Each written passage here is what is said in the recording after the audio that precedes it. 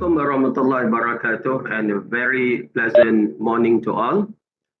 This is a forum where the topic of zero trust in cybersecurity is discussed. I am Kamarul Arifin Abdul Basit, a senior lecturer at the University of Technology Mara, or UiTM Malaysia, Faculty of Computer and Mathematical Sciences, and a member of the University of Technology Mara, UiTM Malaysia, Information Security and Trusted Infrastructure Laboratory, or in the short form InSTIL. This morning, I would serve as the forum's moderator.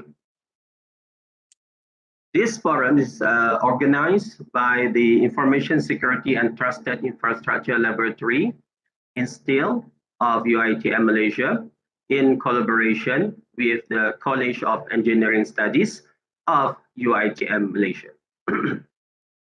UiTM is University of Technology Mara in Malaysia. So in the short form, we normally or known as UiTM.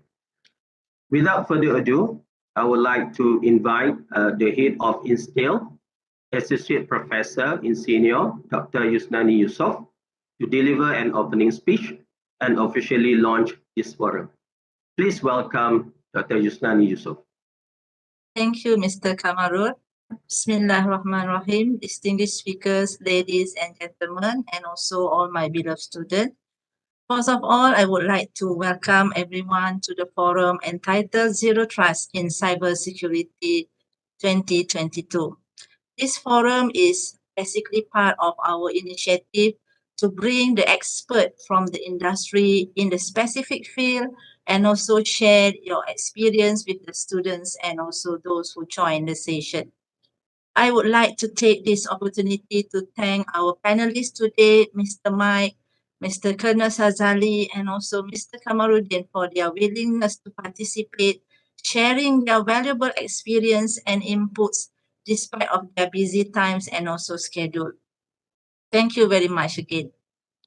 Okay, dear everyone, with the exponential increase in the number of cybersecurity cases and the number of devices being connected to the internet, we strongly believe that the security features and concepts should be considered at the early design stage, regardless whether it's a network infrastructure, smart homes, smart farming, the IoT embedded devices, and many more.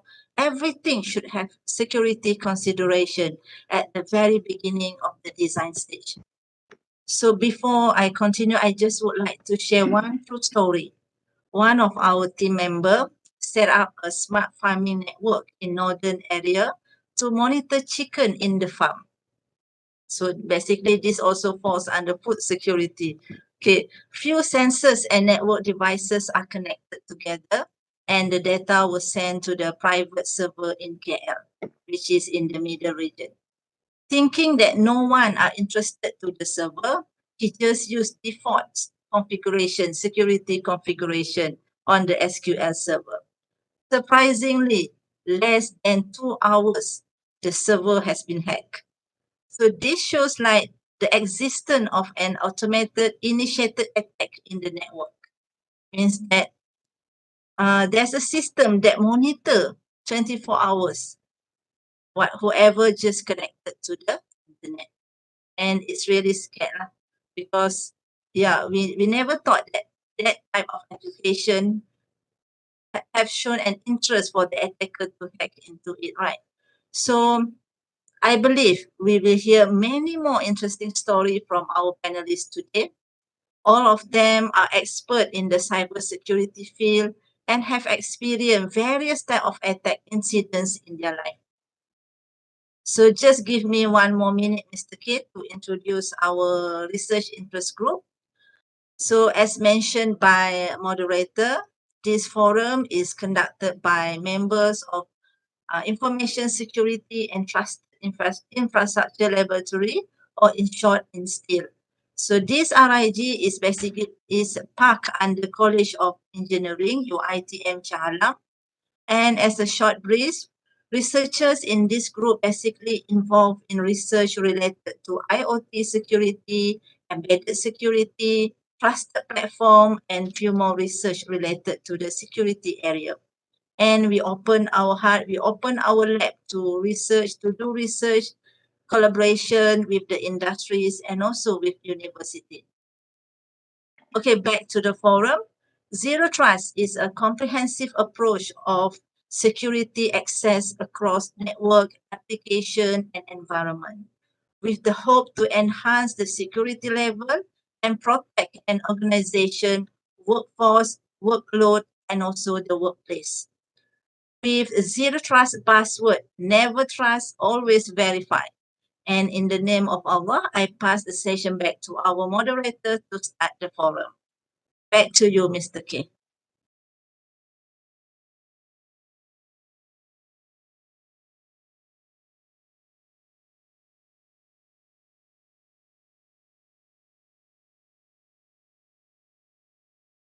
Can't hear your voice, Mr. K. I think you are mute. Technical problem, sorry. Thank you for your stimulating and inspiring opening remarks, Associate Professor Senior Dr. Yusnani Yusof. I believe that the much anticipated moment has finally arrived, the opening of the forum session. Allow me to begin by introducing the members of the panel. Mr. Kamarudin Mahad, who works in the Department of Infrastructure at UiTM Malaysia, will serve as our first panelist today. He attended the University of Putra, UPM in Malaysia, and received his master's degree in computer science from there. At the moment, he works as an officer in charge of information technology. He holds a number of certifications in the field of cybersecurity, including Certified Ethical Hacker, CEH, EC Console Certified Secure Computer User, version 2, EC Console Certified Security Specialist, version 9, Information Security Management, ISMS, certified as the lead implementer. Mr. Kamarudin, on behalf of the organizers, thank you very much for taking the time to share information in our forum this morning. Thank you. Well, we move to our next panelist, Colonel TS Technologies, Sazali Sukardi from Cybersecurity Malaysia is our second panelist. Colonel TS Sazali Sukardi holds the position of Senior Vice President of Strategic Research Division at Cybersecurity Malaysia, an agency under the Ministry of Communication and Multimedia Malaysia. Prior to joining Cybersecurity Malaysia, he had served Malaysian Armed Forces for 22 years before retiring in 2009. Currently, he is the commander of 502 regiments of Territorial Army. Whilst in the Army, he held several appointments that include a staff officer at the Malaysian Army headquarters, as well as commanding officer at the Malaysia Military Academy and 10th Royal Malay Regiment. His current position at Cybersecurity Malaysia deals with various matters pertaining to cybersecurity strategic research, as well as exploration of new cybersecurity initiatives and policies. Colonel T.S. Sazali holds Master of Science in Information Security from Royal Holloway, University of London, Master of Arts in Defence Studies from King's College, University of London, Postgraduate Diploma in System Analyst from University Technology Mara, and Bachelor of Science in Civil Engineering from University of Hartford, Connecticut, United States of America. He was also a graduate from the Joint Services Command and Staff College, Shrivenham, United Kingdom. He has been actively involved in various global and local collaborative programs. He used to be the leading co-chair of the Council for Security Cooperation in Asia-Pacific Study Group on cybersecurity between 2010 until 2012. For the Council for Security Cooperation in Asia-Pacific, CSCAP, as well as Malaysian representative to the Asian Regional Forum and United Nations Group of Government Experts, UNGGE. Currently, he is the subject matter expert for the Society for the Policing of Cyberspace in Combating Global Cybercrimes Initiative. He is a Certified Chief Information Security Officer, a Certified International Counter Cybercrime Professional Executive, Professional Technologies from the Malaysian Board of Technologies, and also a Senior Fellow at the East-West Institute, as well as Associate Fellow at University Kebangsaan Malaysia. We consider ourselves really fortunate that Colonel T.S. Sazali has agreed to join us this morning to discuss cybersecurity issues and the implementations of Zero Trust Security. And on behalf of the organizer, we would like to thank you very much for your time. Well, we will move to our next member of panel, which is the third and final member, is Mr. Mike Ichiriu. He is also from the United States and works from Zentera Systems Incorporation. Mr. Mike has 25 years of practical experience leading engineering, product, marketing, and sales for growing companies in cybersecurity, data center, networking, and Internet of Things. His comprehensive background spans software, hardware, and systems. As Vice President of Applications Engineering at NetLogix Microsystems, supplier of networking and multi-core chips for infrastructure markets, he was instrumental in growing the company from its earliest days to its IPO and subsequent generated 3.7 billion acquisition by Broadcom. Mr. Mike was also general manager of the Layer 7 business unit that developed deep packet inspection for processors. At Avast Software, Mr. Mike headed up secure enterprise virtual mobile infrastructure products and drove the transitions from an on-premises to a SaaS business model. Mike holds bachelor degrees in electrical engineering and biology from the California Institute of Technology and has advised numerous networking and Internet of Things high-tech startups. He has 16 issued patents. So again, we feel extremely fortunate that Mr. Mike Ichiriu is willing to join us this morning, Malaysian time, but in the US, it is an evening or possibly a night time. And on behalf of the organizer, we would like to thank you very much, Mr. Mike, for spending time with us today. Thank you. Right. Let me drink a bit of water.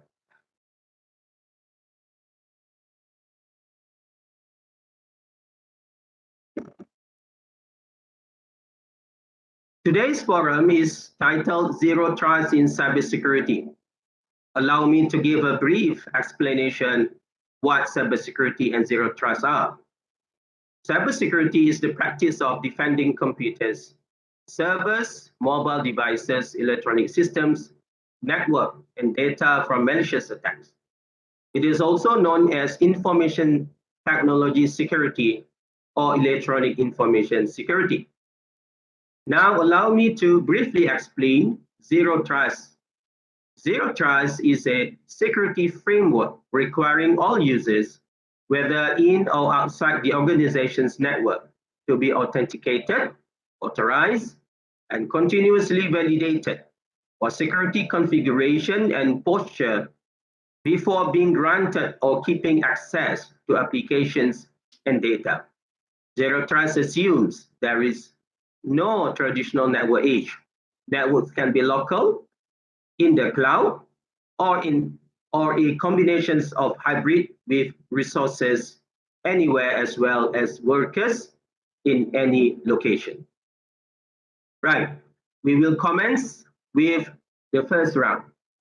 Each panelist will have 10 minutes to respond to the moderator's questions.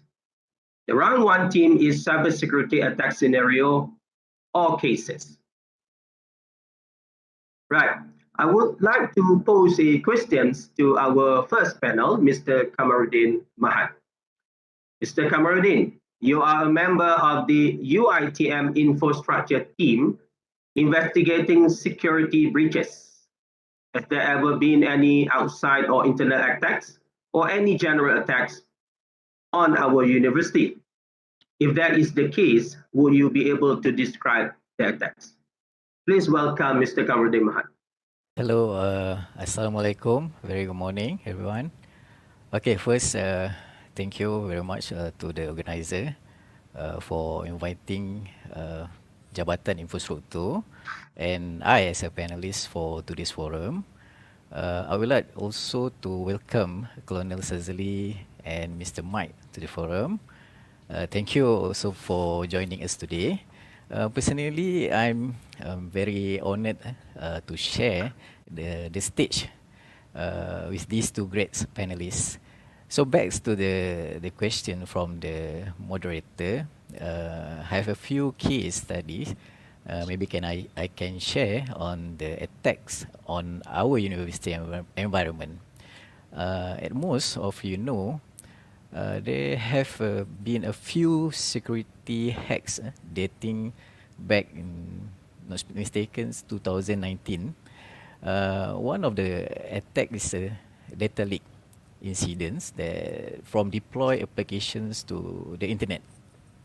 So as we know that data leakage is an unauthorized transmissions of data from within and organizations to destinations or recipients. The terms can be used to describe the data is that transfer by electronically or physically. So the normal data leakage can occurs via the web and email or any physical data storage devices such as CD, DVD, USB drive, and laptops. So back for our case, after investigations, we discovered that the attackers use a web-based backdoor to access our applications. So as an educations agency like us, we have a lot of valuable data, right? Then the attacker's goal or intention is to attempt to steal the data and possibly can sell it to the customer on the black market or any dark web. So actually to finding the attacker's specific identities is very hard. It's really challenging. However, in order to ensure that the incident has a minimal damage as possible, we should work to enhance and raise our security levels. So the first case study is about the data leakage, right? Then the second case study that's happened before that can I share with you guys is involving web site defacement. Actually, the most security incident happened in universities, website defacement. Several websites were defaced by attackers. Then the web defacement incidents is an attack, actually attack to the website and try to modify or make it changes its interface or its content. So actually there's no humans available to detect the attacks by these attackers at that time, right? At that time. So therefore, we are only discover about the attack actually if the application owner or we have a Cybersecurity Malaysia (CSM) to alert us as security admins. This attack was successful because the website was made to the public, and additions, the website's updates and patches were out of date. Right, that's the I mean the disadvantage of that. So some of the website still using an old and vulnerable versions of application. So as a result, the attackers easily exploiting the vulnerabilities in the websites, in our websites lah. So for example, they can attack through the SQL injections, cross-site scripting, CSS, and RCE or remote code executions that allow them to take over the website. So in some cases, attackers took advantage of the system authentication flows, right? The attackers were problem with our system before. The attackers were allowed to register with any credential system. So there's no validations. There's no validation credential such as email validation. So supposedly, for a good system practice, we need to apply the second verification method, such as using the user's email. So and then the user can continue to proceed with the activation. So means that without any activations, there is a risk when the attackers manage to register, and then they have opportunity to upload any files without any filtering from the system itself. That's happened. Hence, these attackers can easily uploading the malicious code, so they have access then, and they are able to edit file inside the system. So another cases that's is quite similar happened to our university. The attackers managed to upload the ASC files format into the system. So then once more, this is witness in the way our system developed, which ultimately allow attackers complete access to the website. So after further investigations for this case, the system is still under development. Then luckily the database was not connected to the production's database. So for these two cases, it's happened not in the our HQ, but the system was developed at the branches actually. So even though any system developed, so we are the security team. Actually, we monitor all, right?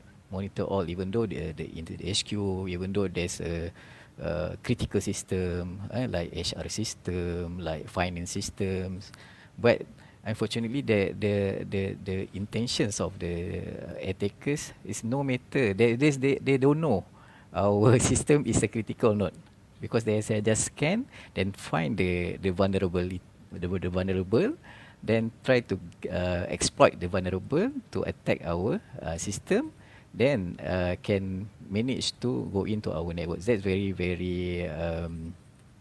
is unfortunate to happen, right? But for us, there's no such thing to say we are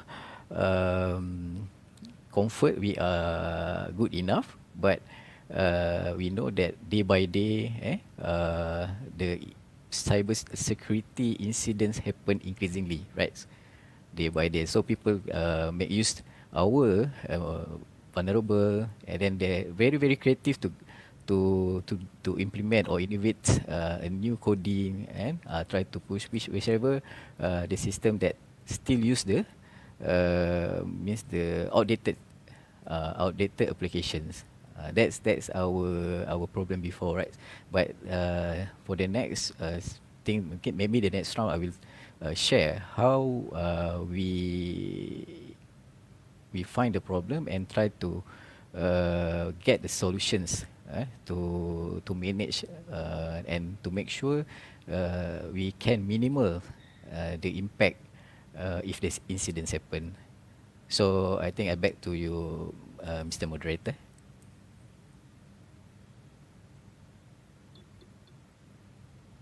Right, Mr. Kamarudin, thank you very much for describing the threat to our university so far. As a university member, we kind of shocked that there were a few attacks on our university before. Because we in the university we have many faculties, and then sometimes we busy with our daily works, and we do not know what happened. Some kinds of attacks possessed to our university. But luckily, this morning, Mr. Kamarudin able to explain and discuss about the history of security breaches to our university. Right. I believe that Mr. Kamarudin made several points. Please correct me if I'm wrong, Mr. Kamarudin. Among the points is security hack to our university was occurred in 2019. There was data leakage that with regards to a database, and the attacker used a backdoor program with the motive to steal information, to sell to the market or any dark web. That's quite dangerous. The second point, I believe that our UiTM website has been defaced. It's called website defacement. The attackers was successful in doing that, and some patches were implemented, as mentioned by Mr. Kamarudin. This is because of why this happened. Some websites in our university use old technology, and this pose security vulnerabilities, and attackers took advantage on the vulnerabilities. And this is something to do with verification as well, because any user, no matter who they are, can register to the university website at that time, I believe.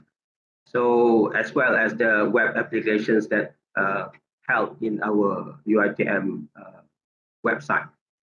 So and also Mr. Kamarudin mentioned about the system development, which is not to say poor, but have weaknesses in development of the system itself that possess security vulnerabilities.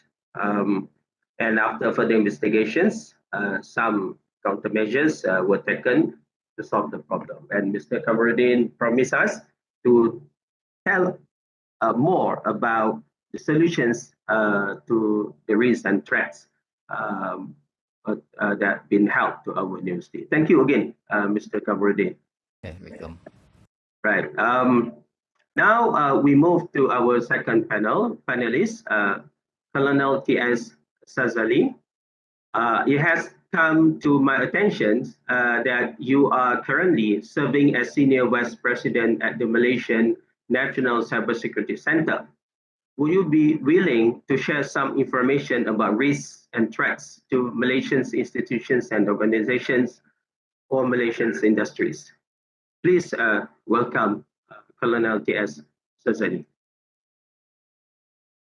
Assalamualaikum warahmatullahi wabarakatuh. Thank you, Dr. Kamarudin, our distinguished panelists, and all the participants.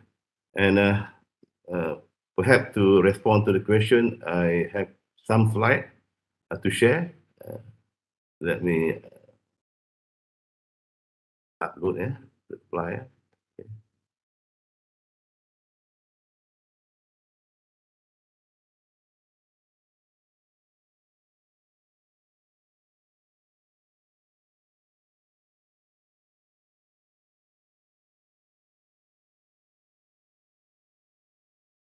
So I hope you can see the slide. Yes, we can see. Okay, this topic is quite relevant because, as we know, we are in the era of digital, and in fact, we are in the midst of digital transformation. And as far as Malaysia is concerned, we aim to become an advanced nation, driven by a digital economy and knowledge-based society. And there are various agenda that being put in place and implemented. And recently, government has launched a Digital Malaysia initiative in order to make Malaysia as a digital nation. And most of the time, what change our threat environment is technology. Meaning, whenever technology changes, threat also changes, criminal also change. What that means is that criminal, they always benefit from the advancement of technology in order to come up with new tools and techniques in committing cyber attack, cyber crime, replacing traditional methods.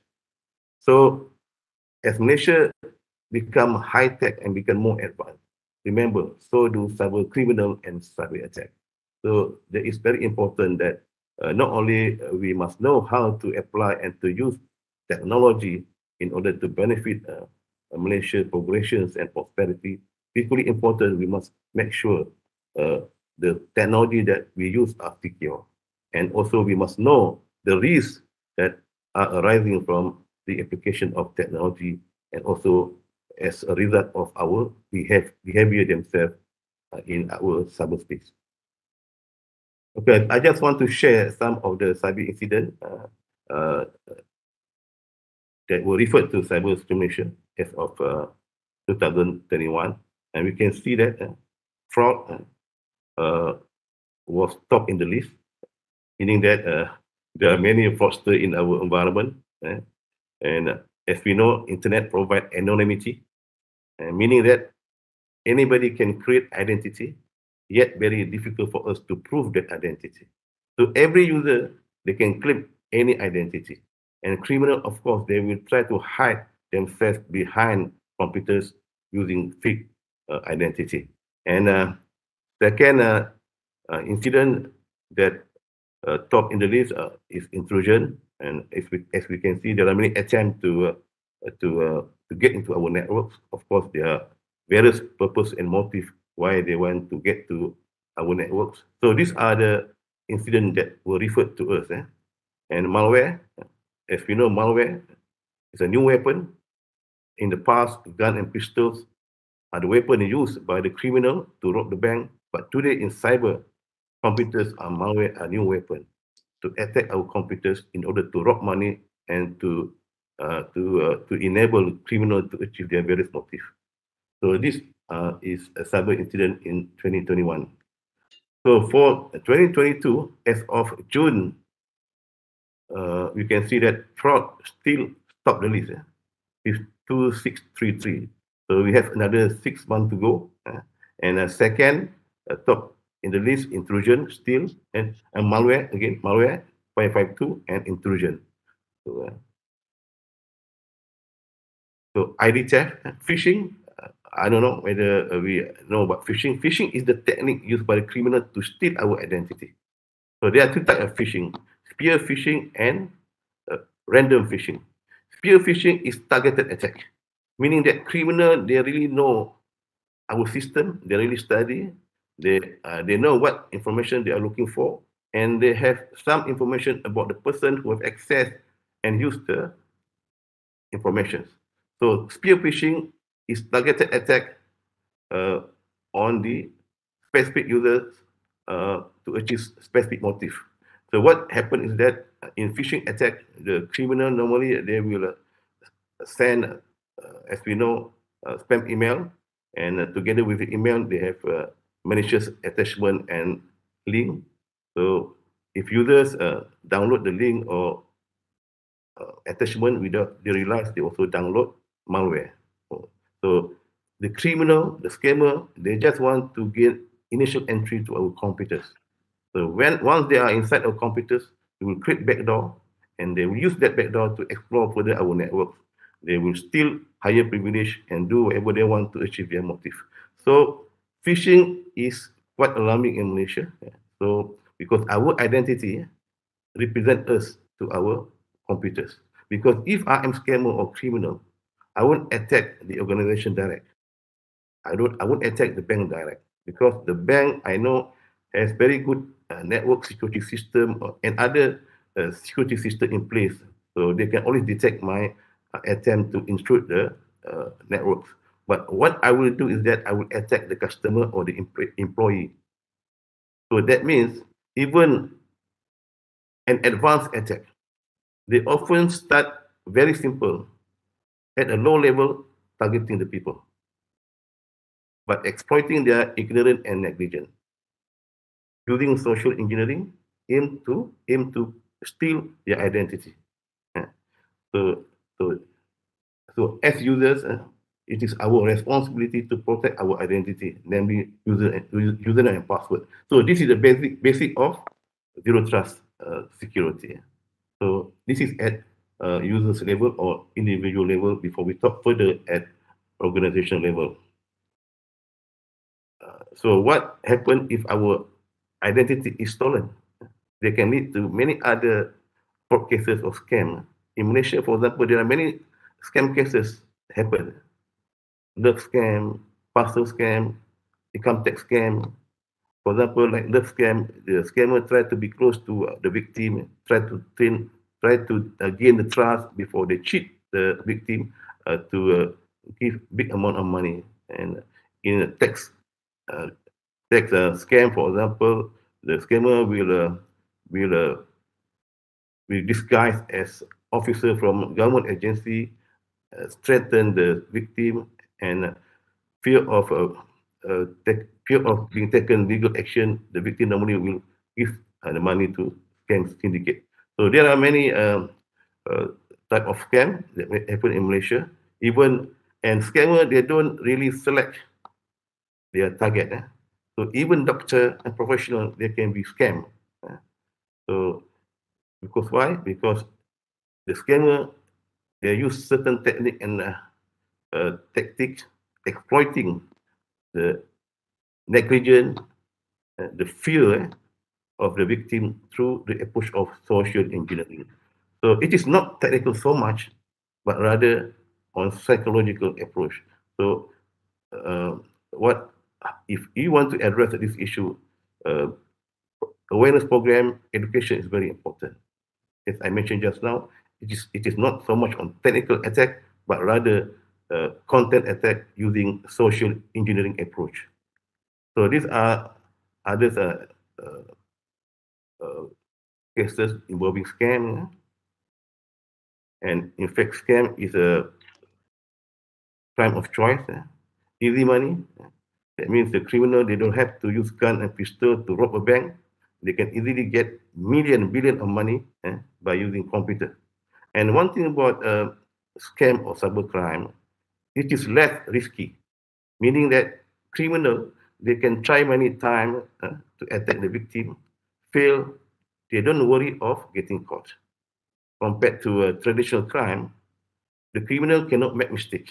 If they want to commit crime, make sure they succeed in the first attempt, because the risk of getting caught is there, but not in cybercrime, because the risk is not there.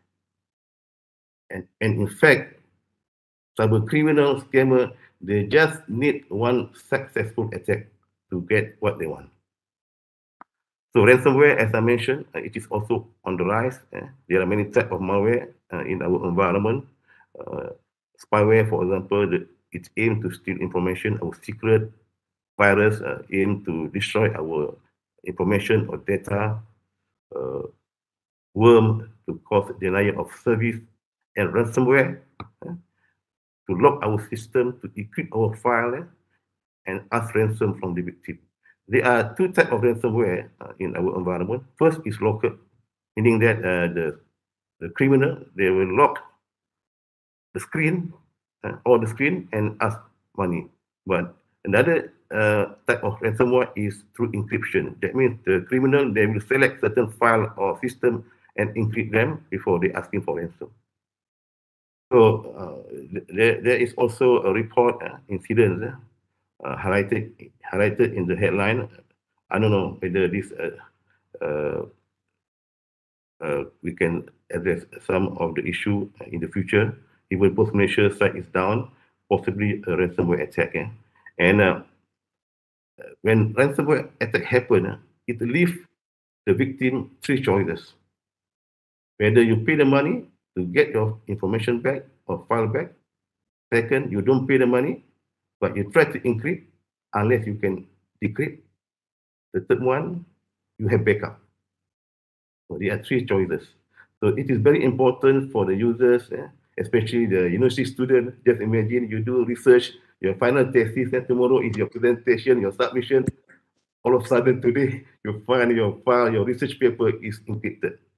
And the scammer leave a message, demand for ransom. So preventive, proactive measure is very important. Always have backup. Always have backup. And always try to protect our computer from malware infection. So that is just to echo what the first speaker mentioned, that data is our strategic asset, and in fact, data is money. Criminal can always monetize data because through data, that's why in cybersecurity we have one area called big data analytics. So if we are expert in big data analytics, we are able to predict what the future trend, what the future services or requirement by the users, so that we can prescribe early whatever services or product required by the users.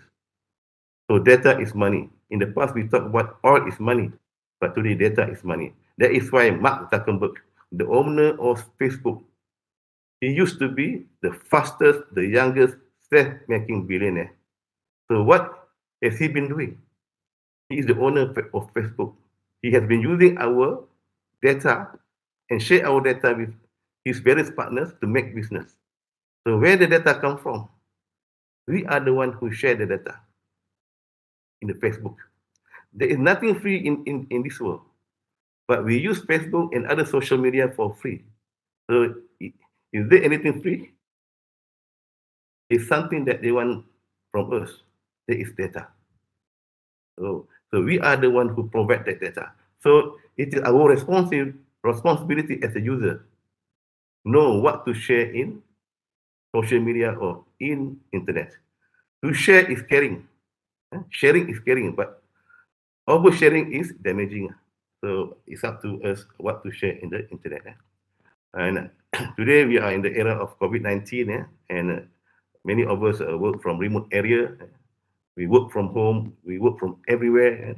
And we have our devices, our users, our office from remote area try to access office. So, and we use public domain. Not only we use public domain to get connected to each other, criminals also have access to public domain. So that means, in fact, criminal can use public domain to try to hack our networks. And many experts believe that criminal, they use cloud or public domain as a training ground for them to train their attacking skill before they go to the ground. So we can see that when people spend more time with computers and get connected more to the networks, you can see the issues of cyber incidents rise in an exponential manner. Because as we use more devices, we create more attack surface. And as we get more connected to network, we create more attack vectors, therefore making us more vulnerable to cyber attack. So I think that's all, Mr. Moderator, from me. Thank you very much. Right. Thank you very much, Colonel Tazali, for providing such a wealth information regarding the potential risks and threats faced by Malaysian institutions, organizations, as well industries. In regard to those dangers, Colonel Sazali has brought up some important points, such as threat evolutions is the product of technology revolutions. Means that when we have advanced technology, then the threats have a new way to break the technology or to penetrate the technology. So as Microsoft says that Malaysia has become extremely vulnerable to cyber attacks. So Colonel Sazali also mentions points about cyber incidents in 2021. As for example, the first one targeting the users, something related to ID theft. For example, phishing. Phishing attempts in Malaysia mostly target payment systems. So this is very scary. This is not a potential risk anymore. According to Colonel Sazali, this happened, and the threat is real. Phishing scam impersonating several Malaysian applications. This is also scary things to know and to realize that it happened, because we believe in Malaysia, not many Malaysians are aware about this problem. We believe that Malaysia that has, doing studies in cybersecurity, in risks and threats, they know about this, but others who do not study in this area, they not really care about the risks and threats. So this is something scary to me as the moderator. The scammers also, the second one related to the ID theft is scammers. Scammers cases such as Macau scam in Selangor. Selangor is a state in Malaysia. This contributed to ringgit Malaysia 16 million of losses. So this is also a real threat, not something like potential anymore. It happens. Scammers targeted everybody.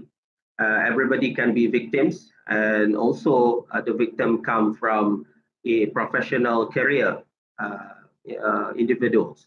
Okay, not only just ordinary people, but it can target doctors, for example, engineers who actually has a professional career.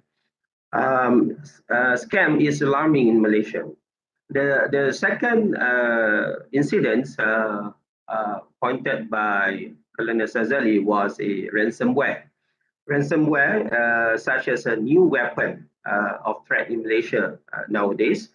For example, Post Malaysia site was down by ransomware attack. So to be honest, I overlooked this scenario before. I think the news should be followed up more by the journalists so that people get to know this. This is quite alarming because Post Malaysia is a big company in Malaysia. So if a big company, the systems in there can be shut down by a ransomware attack. So this is something big to us as a civilian in Malaysia. So I think those threats are real, really real. And I hope that the participants of the forum can take note and can make some awareness about this to your relative, your family, for example, so that we can be more careful in the future. And the third the third point made by Colonel Sazali was data. Data nowadays in Malaysia is considered as money. For example, there was some attacks to Jabatan Pendaftaran Negara. It means that registration. Malaysia has a Department of Registrations. We have an identification card. We call it IC, identity card.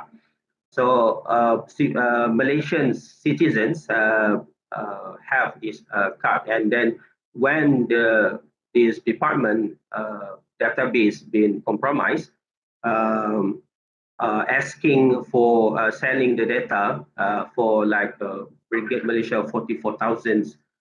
This is really alarming and scary to people in Malaysia actually. But because I believe that we did not know about this before, and it makes us citizens of Malaysia quite relaxed in that sense. Okay. There was also cyber espionage. For example, some group spied on Malaysia for 10 years, and thousands of data could be in risk. Right, and the last point, like point number 4 by Colonel Sazali, cybersecurity in the world of COVID-19.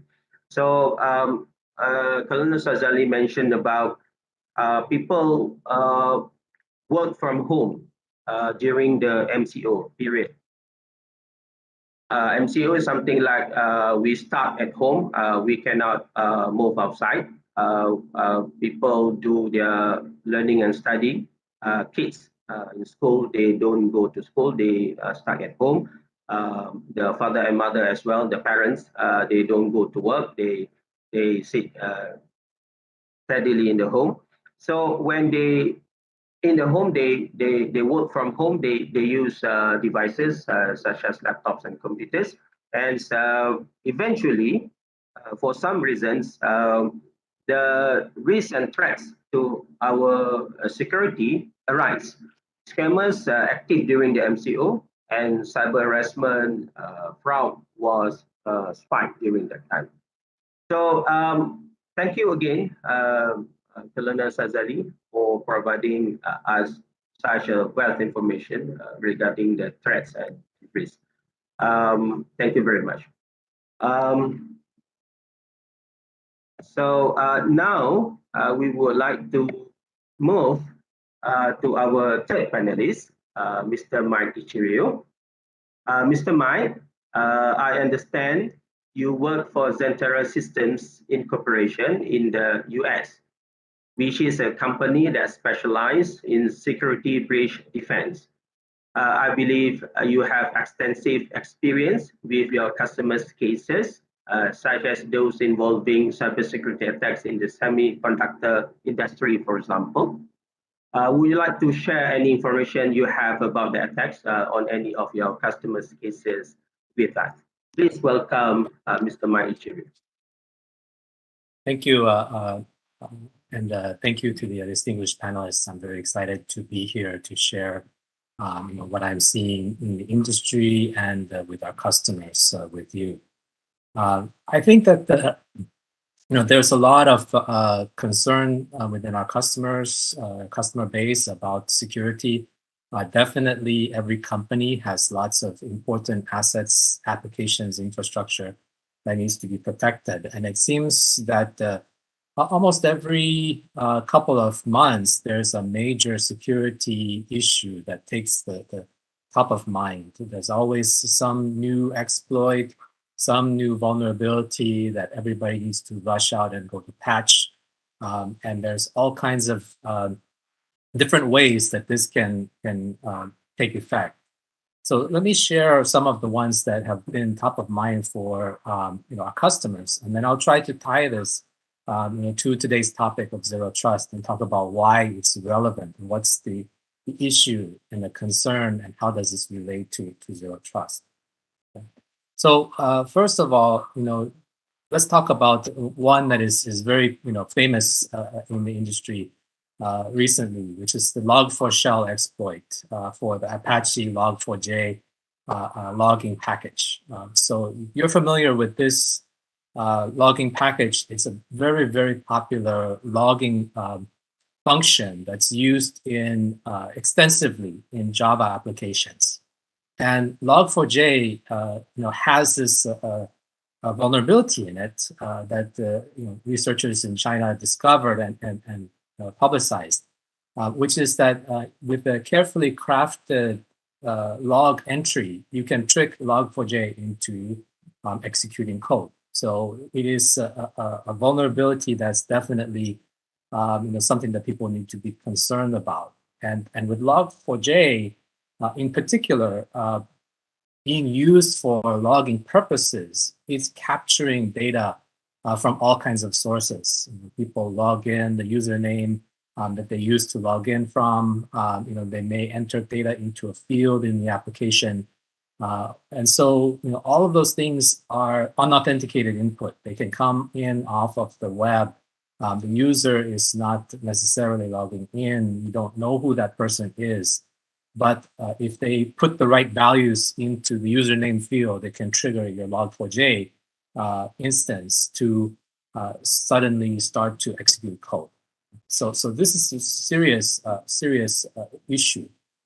But if you think about, what is the problem here? The problem is, I think it's obvious that there is this vulnerability, and it's in its applications and used extensively throughout, Java applications. It's so common, and it's very hard to change because many of these packages that are using it, the applications are very old, and hard to update, and so it's very difficult to and go in and get a new update in pervasively because it's used in so many places.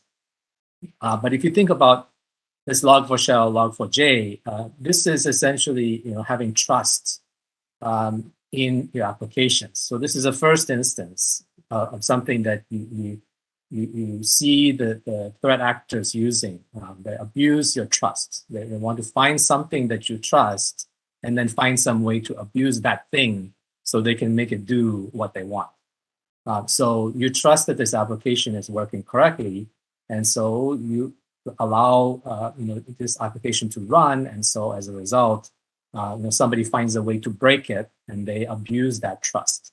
So that's maybe first example.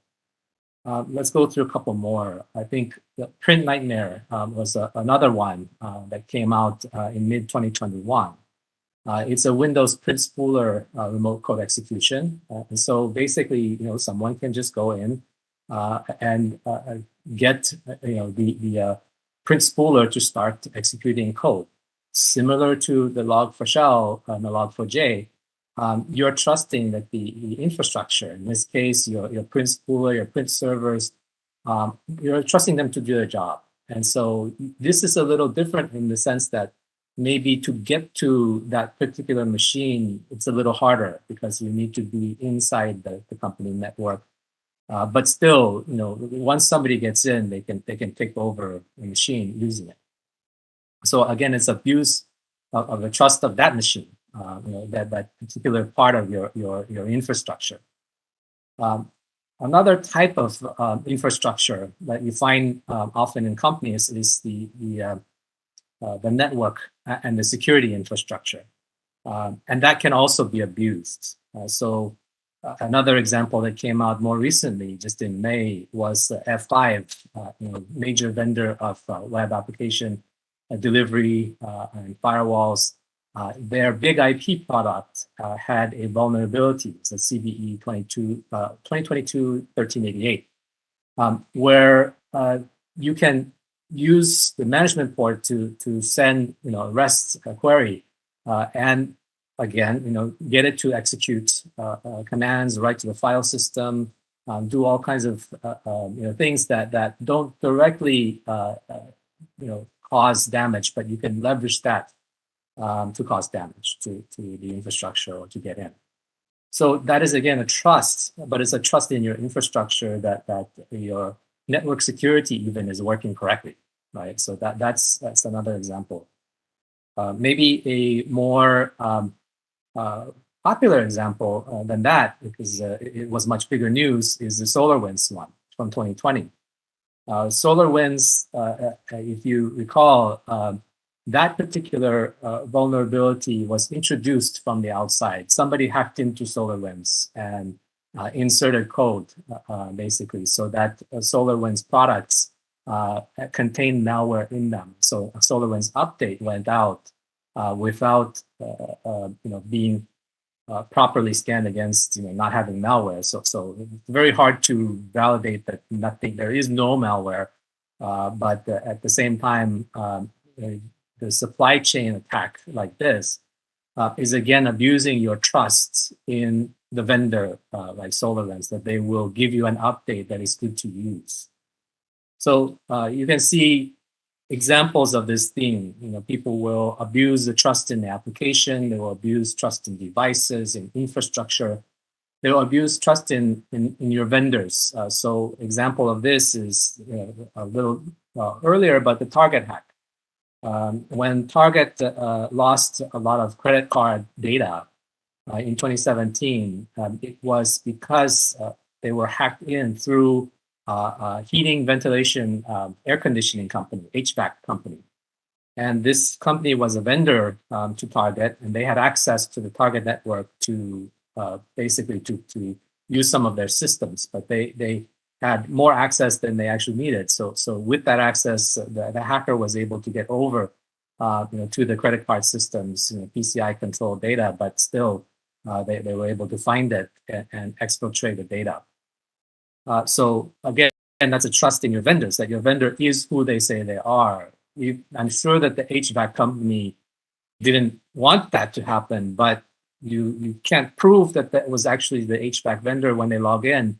When they use the VPN to connect, then you're asking for trouble. So that is abusing the trust in your vendor. And then finally, abusing trust in people, even people inside your company.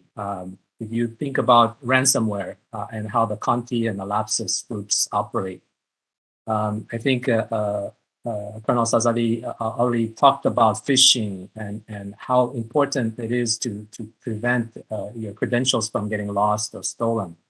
And Conti and Lapsus and these other ransomware groups really prize that, because they need that access into the enterprise to drop their ransomware payload.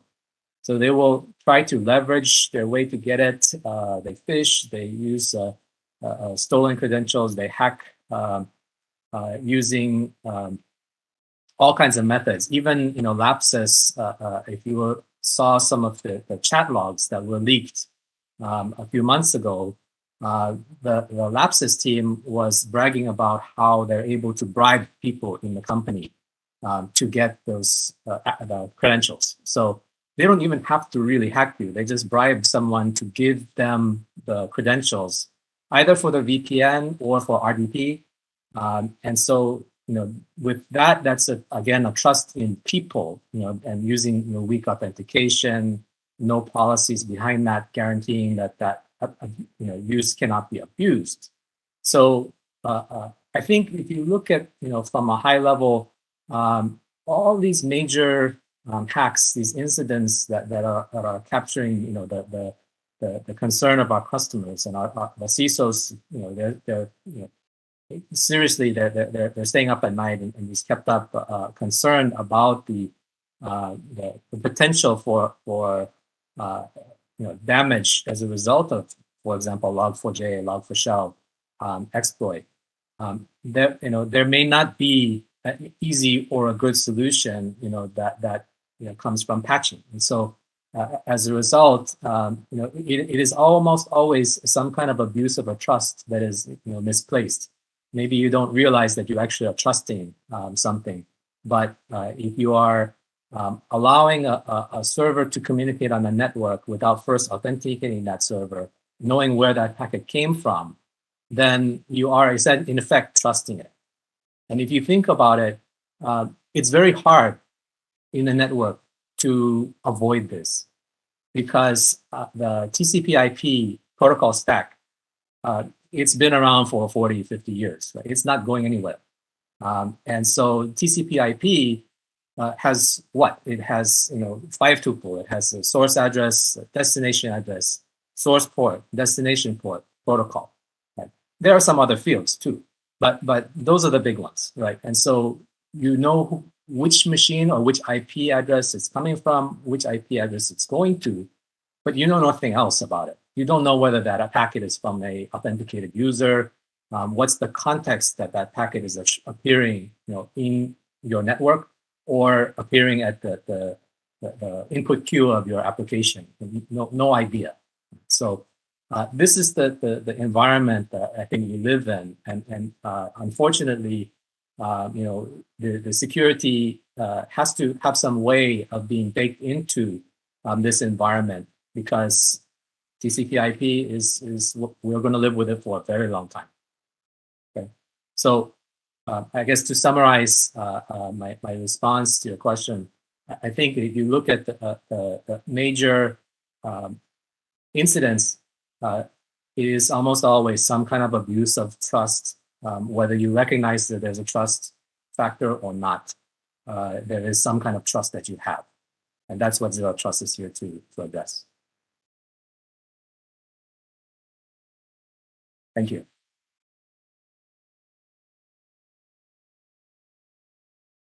Right. Thank you very much, Mr. Mike, for providing with such a wealth of information about security threats to some of Centera's clients, perhaps so far in the environment in the United States as well. And if I'm not mistaken, Mr. Mike has raised some points in relation to those threats. For example, something about the Log4j security vulnerabilities. To be honest, I'm not really, I understand about this, but I'm not really into it with the Log4j security. But this is very interesting, and we in Malaysia should know about this more. Okay, I hope that our members of the InSTIL can take note that we can, put in our research study about Log4j security vulnerabilities. And the second point, something about the attack, but I'm really sorry because I did not I was unable to capture it. But the third one, it was something about network and security infrastructure attacks. This is something related to web applications, firewalls, and the damage to the infrastructure, to the network security was real. And the next point made by Mr. Mike was something related to SolarWinds security. And Mr. Mike talked about the abuse of trust in the vendors. And there was incident in 2017. The hack was made into the heating ventilation systems because something about the trust with the vendors. I believe that the SolarWinds security is one of the vendors in USA. The next point, Mr. Mike talked about ransomware because the attackers want to get access to a system in the company, for example. Most of the case in Malaysia, the ransomware require money, but I believe, if I'm not mistaken, Mr. Mike talked about ransomware in different perspectives. They want to get into the systems and then they create a ransomware, or they develop a ransomware program and get to pose it to certain individuals. And then for some reasons, they can get access to systems, if I'm not mistaken. Okay, but Mr. Mike can correct me if I'm wrong. And something about TCP/IP. This is Mr. Mike said about it's difficult about the attacks to the infrastructure, such as the network and security infrastructure, because the TCP/IP itself, it has been used for so long, and this gives the advantage to anyone to try to do the hack into the systems, that we can use tools, for example, Wireshark, for example, to see the source address, the destination address, and etc. So the major incidents to those threats that Mr. Mike discussed, such as Log4j, network security infrastructure, SolarWinds security, ransomware, those major incidents are really relevant to the trust. Essentially, it was something abuse to the trust. Okay, so this is interesting because later on in the second round, we will talk about how zero trust security perhaps can overcome such risks and threats poses to any organization or institutions nowadays. Okay. Was I correct, Mr. Mike? Would you like to correct me if I say You got it.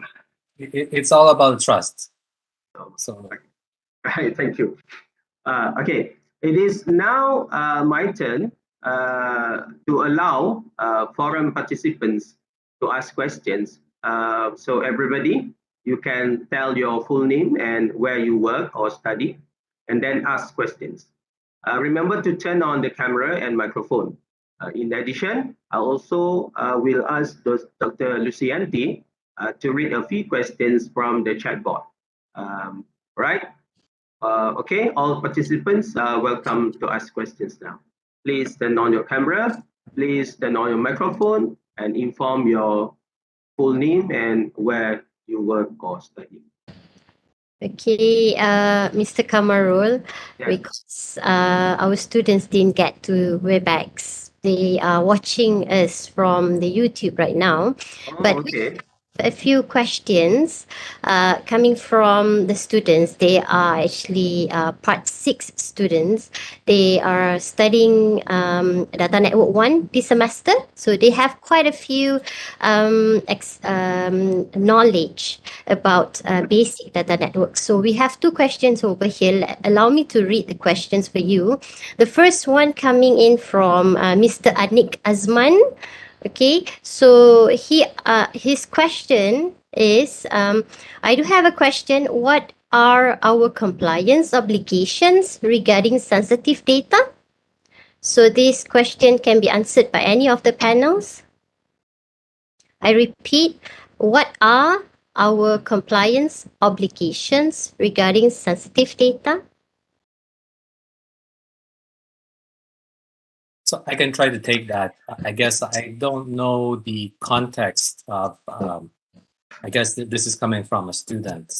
So generally speaking, the compliance requirements are driven by the type of data and industry that you're in. Different industries have different practices and different compliance regimes that you need to follow. For example, in credit card data, it's PCI DSS is the major standard for how you maintain the security around credit card data and user information.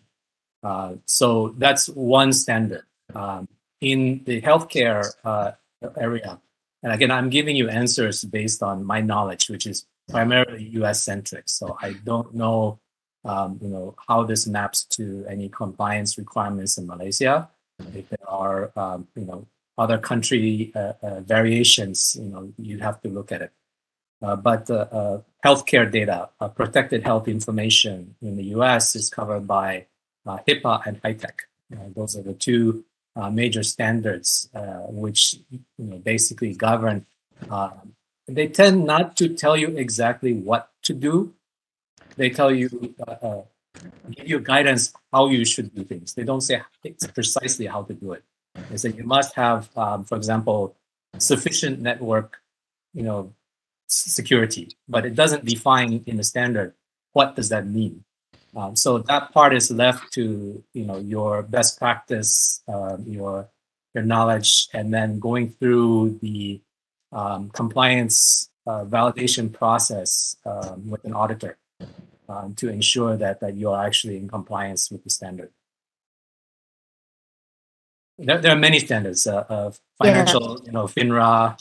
Every single industry has its own set of standards. Mm-hmm. Okay, thank you, Mr. Mike, for the answer. Does any other panels would like to add on before I move to the second questions? Just to add to what Mike said, in Malaysia we have PDPA, Personal Data Protection Act. Basically, we pay high regard to the security of personal data, meaning that in terms of data confidentiality, integrity, and availability. Meaning that industry, when they use customer data, they have to protect. That means they are not allowed to manage or to use more than they are allowed. How the government review the PDPA and try to include the operator in addition to the industry. So with this PDPA, hopefully customer data is more protected. But more important is that user must know their rights.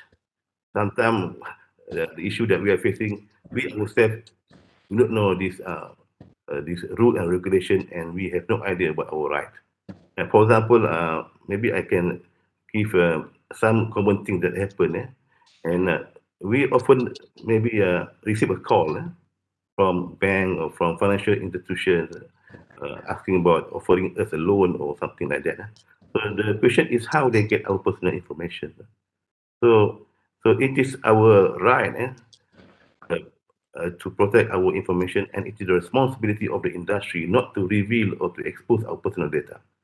So by right, it is against or in violation of PDPA. But the problem is that we don't know our right, and we are not aware of the rules and regulation. Thank you. Okay, thank you, Colonel Cecily. May I add some more? Sure, Mr. Kamaruddin. Okay, thank you. So I agree with the other panelists because different sector have the different set of obligations like healthcare, banking, and just want to add more specifically for UiTM. Basically, we have done a few standards here. We have the ISMS, Information System Management. It's a guidelines or some standard we need to follow to get the certifications by CIRIMS. That's important for any agencies to follow the standard to try to gain the means when you receive the certificates by the CIRIM, then you can gain the more good reputations. Then people can trust more to your systems through the agency. Yes, thanks. I have question, Dr. Lucy. Yes, please. And this question is dedicated to our Colonel Sazali regarding Malaysia environment specifically, basically. Yeah, we know that we have all those PDPA in line to protect our data and so on. Maybe the audience would like to know how, if that happen, who should they go to? How can they react on those situation? Because we can see nowadays like our data is like freely available by everyone. We keep getting call, we keep getting messages that include our information in there. So how should we react to that situation basically? Thank you.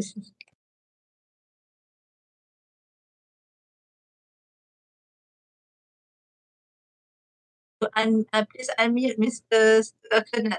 Colonel, you have to unmute. Okay. Sorry. I share my perspective because I myself don't really read through the PDPA, but in concept, our data is protected by the government. So the industry cannot just simply expose or share our information without authority or without our permissions. So as user, we must know our right. Maybe we have to read the PDPA, which is under Department of Personal Data Protection, under Department of Personal Data Protection under Ministry of Communication and Multimedia. So in this PDPA, it is responsibility of the industry and operator that use our data to protect our data in terms of protection of secrecy, and they cannot just simply and it is their right to protect that against breach. So if within the system there is some negligence, it is the responsibility of the operator. Not only they have to protect, they have to ensure the operation of the system is in the correct place. And they also must make sure that the data that they hold is within the time frame as and when required. That means after they have used the data, they shouldn't keep. They shouldn't keep. And they have to maintain and update the data. It is their responsibility. So these are among the things that spelled out under PDPA, and we as users, we have to know this, right? And so easy for us, if this act is in violation, we can always go and make a report to personal data protection department. Yeah? And I think they can help to take legal action. Thank you. Okay, thank you, caller Sesli. I guess a lot of people unaware of this, including me probably. So we just have to at least have some knowledge and to know our rights and how we can actually, from the very beginning, safeguard our own data before we publish or open it up to the public. So we have a second question here coming in from another student, Muhammad Fadil Musa. But this question is quite general, but I guess I can understand what he wants to ask. So he asked about what is the protocol if you are targeted by a cyber attack. I guess he would like to know what is the common protocol that is vulnerable. Like just now, Mr. Kamarudin have talked about application protocols and some examples of the vulnerabilities. So probably other than that, what are the other common protocols that is more prone to vulnerabilities? Yes. Any of you can answer this? Maybe Mr. Kamarudin have any other experience on this, probably other protocols than applications. Okay, thank you, Doctor. Okay, I think it's quite general because they're talking about the protocol itself. Because it just want to respond that the attackers have many many types of attacks to our systems.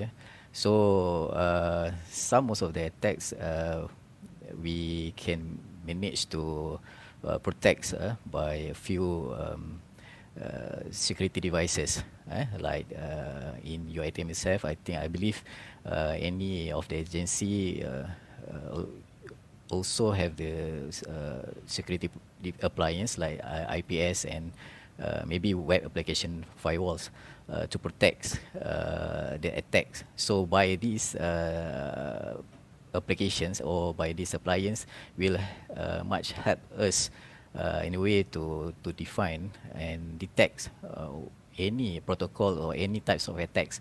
It make it easier to security officer or security team to manage the cybersecurity attacks. Yeah. So I think I would like to add to that. There's, in terms of protocols, there are ones that are commonly attacked, and you should make sure are not exposed on the internet. One of the big ones is Microsoft RDP, the Remote Desktop Protocol, port 3389. It is surprising, but there's a lot of port 3389 that's actually open. People need the remote access. They expose a server on public IP. And so, that is, one thing that, all you need then is, once you have access to the machine, you just need access credentials. And then you have, your way into the system. So that's popular for initial, the initial intrusion, to use that, but also they use that kind of access to maintain persistence. So once they have access to a system, they will keep that credential. They'll do other things, move laterally inside the company or inside the organization, so that they can attack other systems. But they want to keep that RDP open. So even if you didn't open it, they may open it for you, so that they are able to come back in when they want. And so that's one thing. You really should not have such protocols open on the internet. The second thing, it's very serious. There's all kinds of protocols we can go over, but one that comes to mind is TCP 4445, which is the SMB, is Microsoft functions all using that port for the forget the name of the PowerShell, I think, yeah, and other kinds of functions all use the same port. And those are abused by worms. So if you remember WannaCry from a few years ago, it's one of the famous worms, which took down lots of companies. Maybe major multinational companies were brought to their knees by this computer worm, because it would spread from machine to machine using that open port 445. And so that is an important port and you need it for certain reasons. But if you are not careful about how you expose it, then it can become a way for people to use that eternal blue vulnerability to inject this kind of worm into your machine. So there's a couple of different protocols, but those are ones that I see a lot. Okay, yeah, very informative. Thank you, Mike. I guess now we're back to you, Mr. K. Right. Okay, now we have complete or finished our first round. We would like to have a 5 minutes break. We all have heard what the panelists said in response to some of the questions asked by the forum attendees. Now let's take a break and watch a short video about zero trust security from Zentraran Systems. Yes, from Zentraran Systems, that's all.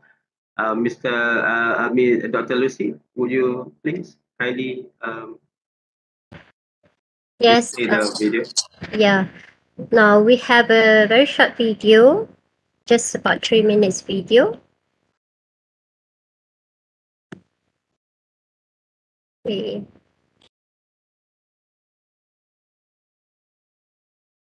Cyber attacks are on the rise, and with companies increasingly relying on digital applications and data to manage their businesses, companies are more exposed than ever to risks from ransomware, malware, and insider threats. These attacks can leak sensitive product or customer data and critical operations, potentially leading to fines and penalties, and a loss of customer trust.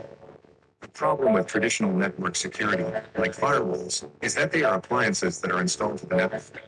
Many companies use them in a castle and moat model, where security checks are performed only at the perimeter of the network. Once a user gains access to the network, they are trusted to roam around as they please. And gaining access to a network is easy.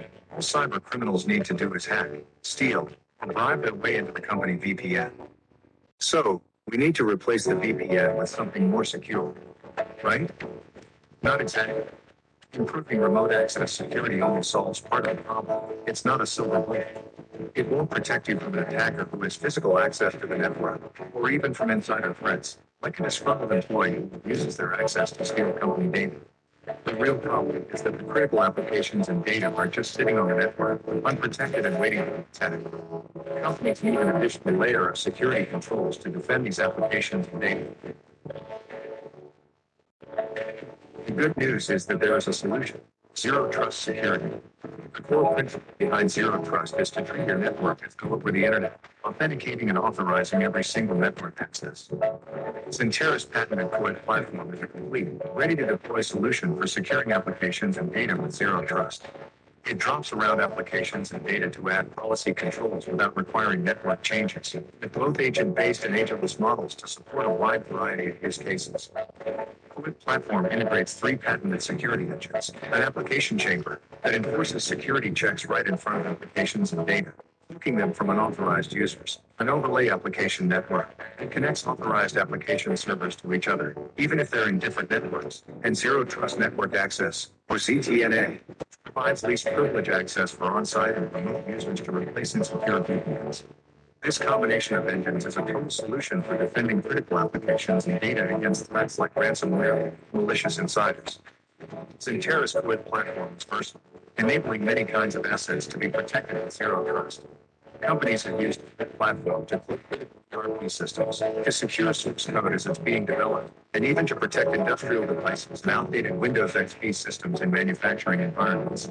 It deploys quickly, either as a SaaS or fully on premises, and it learns application behavior so you don't have to spend a lot of time getting set up. Zero trust is one of the most important ways you can defend yourself against attacks like ransomware, and Xentera KOLEJ platform will get you there in minutes. Visit our website to learn more and sign up for a free trial to test it yourself.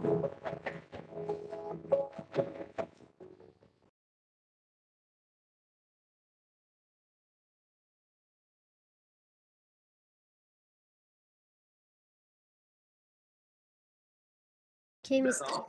Yeah. All right. Okay, guys, following this, we will move on to the next segment of the discussion forum. One more time, the time allotted for each panelist to respond to the questions posed by the moderator will be 10 minutes. If in round 1, we were given information about a scenario or a cybersecurity attack, the theme of round 2 is about the implementations of zero trust security or other strategies that are used to combat any security attacks on institutions or organizations.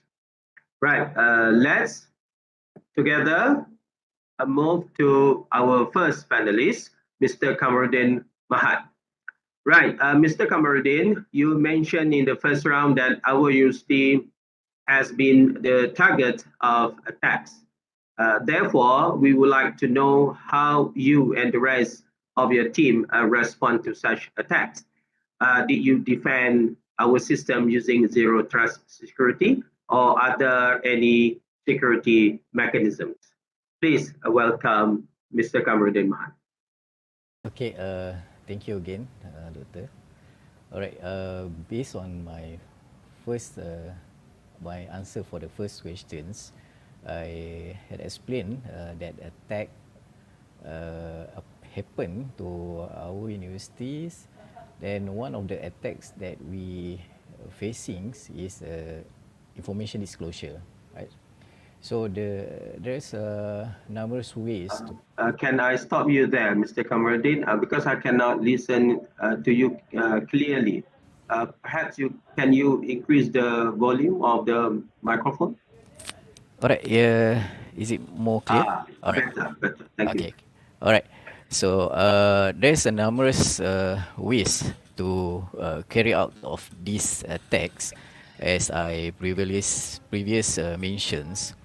One of the way to deal with the attacks is to restrict sharing informations and access management.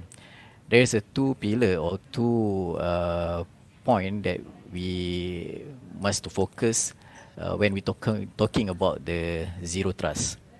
First is restrict sharing informations, and then how we manage the access through our applications.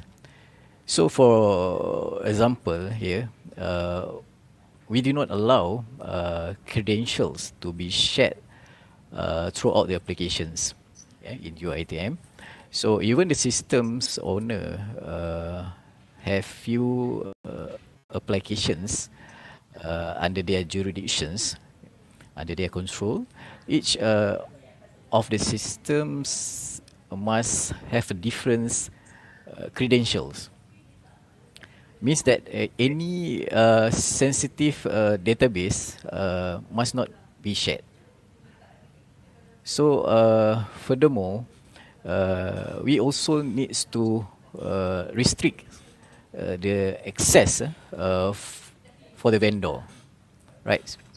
Because why? Because few cases out there, the information leakage or any incidents happen while the vendor is do the maintain for the system. So we must make sure our staff also have expired credentials, and any expired credential must not access to the applications anymore. So we make sure the credentials revoked, and because of if this is not be done, uh, it creates a loophole for sensitive data disclosure. Then, for your information also, we in UiTM also invested in deploying few security appliances. Like I mentioned before, we have deploying IPS, intrusion prevention system. We also have web applications firewall for our security perimeter defense. Most notably, these two solutions have assisted our team, our security team, and also applications teams in creating a more beneficial and secured environment. Like for our IPS itself, we found out that if there is a constant attack from outside or from inside, we able to block all those attack using IPS. So the most vulnerables, exposed vulnerability actually were virtually patched by the IPS before the server owner have time to upgrade and update the patches. So we should know also what's the protocol to focus in. Some of the system owner maybe they have a lack of security awareness. They just open any ports, right? But through the unnecessary port open, there will be vulnerability to the system itself. So next for your informations, our university is hosting about more than 500 websites. So as I mentioned before, we have deployed WAF or web application firewall to secure our website. Then during the deployment stage, we have found actually many backdoors on UiTM website before. So another actions that our security teams took is we strictly enforce a new policy as a solutions to the incidents before, where the application must or have to go through the security inspections by our teams. Therefore, when the applications deploy to the public, it will not going to means to introduce any vector to attackers to exploit and access into our network environment. So from the data that we gather using both solutions that I mentioned, actually we found out that the admin page actually was frequently attacked.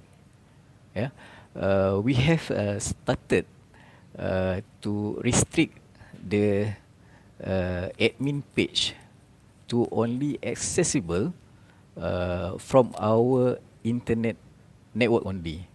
It's a not popular decisions actually, and but the intention is try to protect our system from the unauthorized, especially from the outside. That's why we just allow or give access from our internet network only. Then this action actually has reduced a lot of compromised admin account, because some of the administrator just use the simple password that's easy to attackers to attack actually.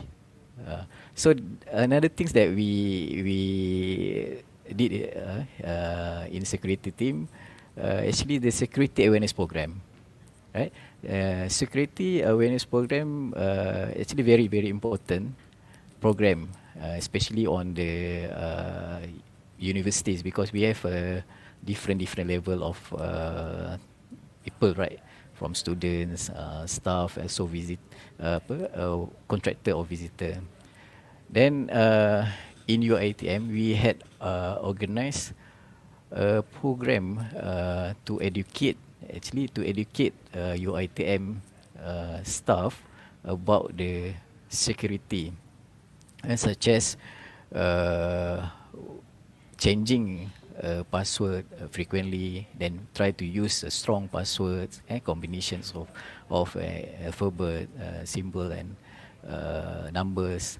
And please do not simply open any email attachments. Then and refraining from clicking any links from the suspicious source.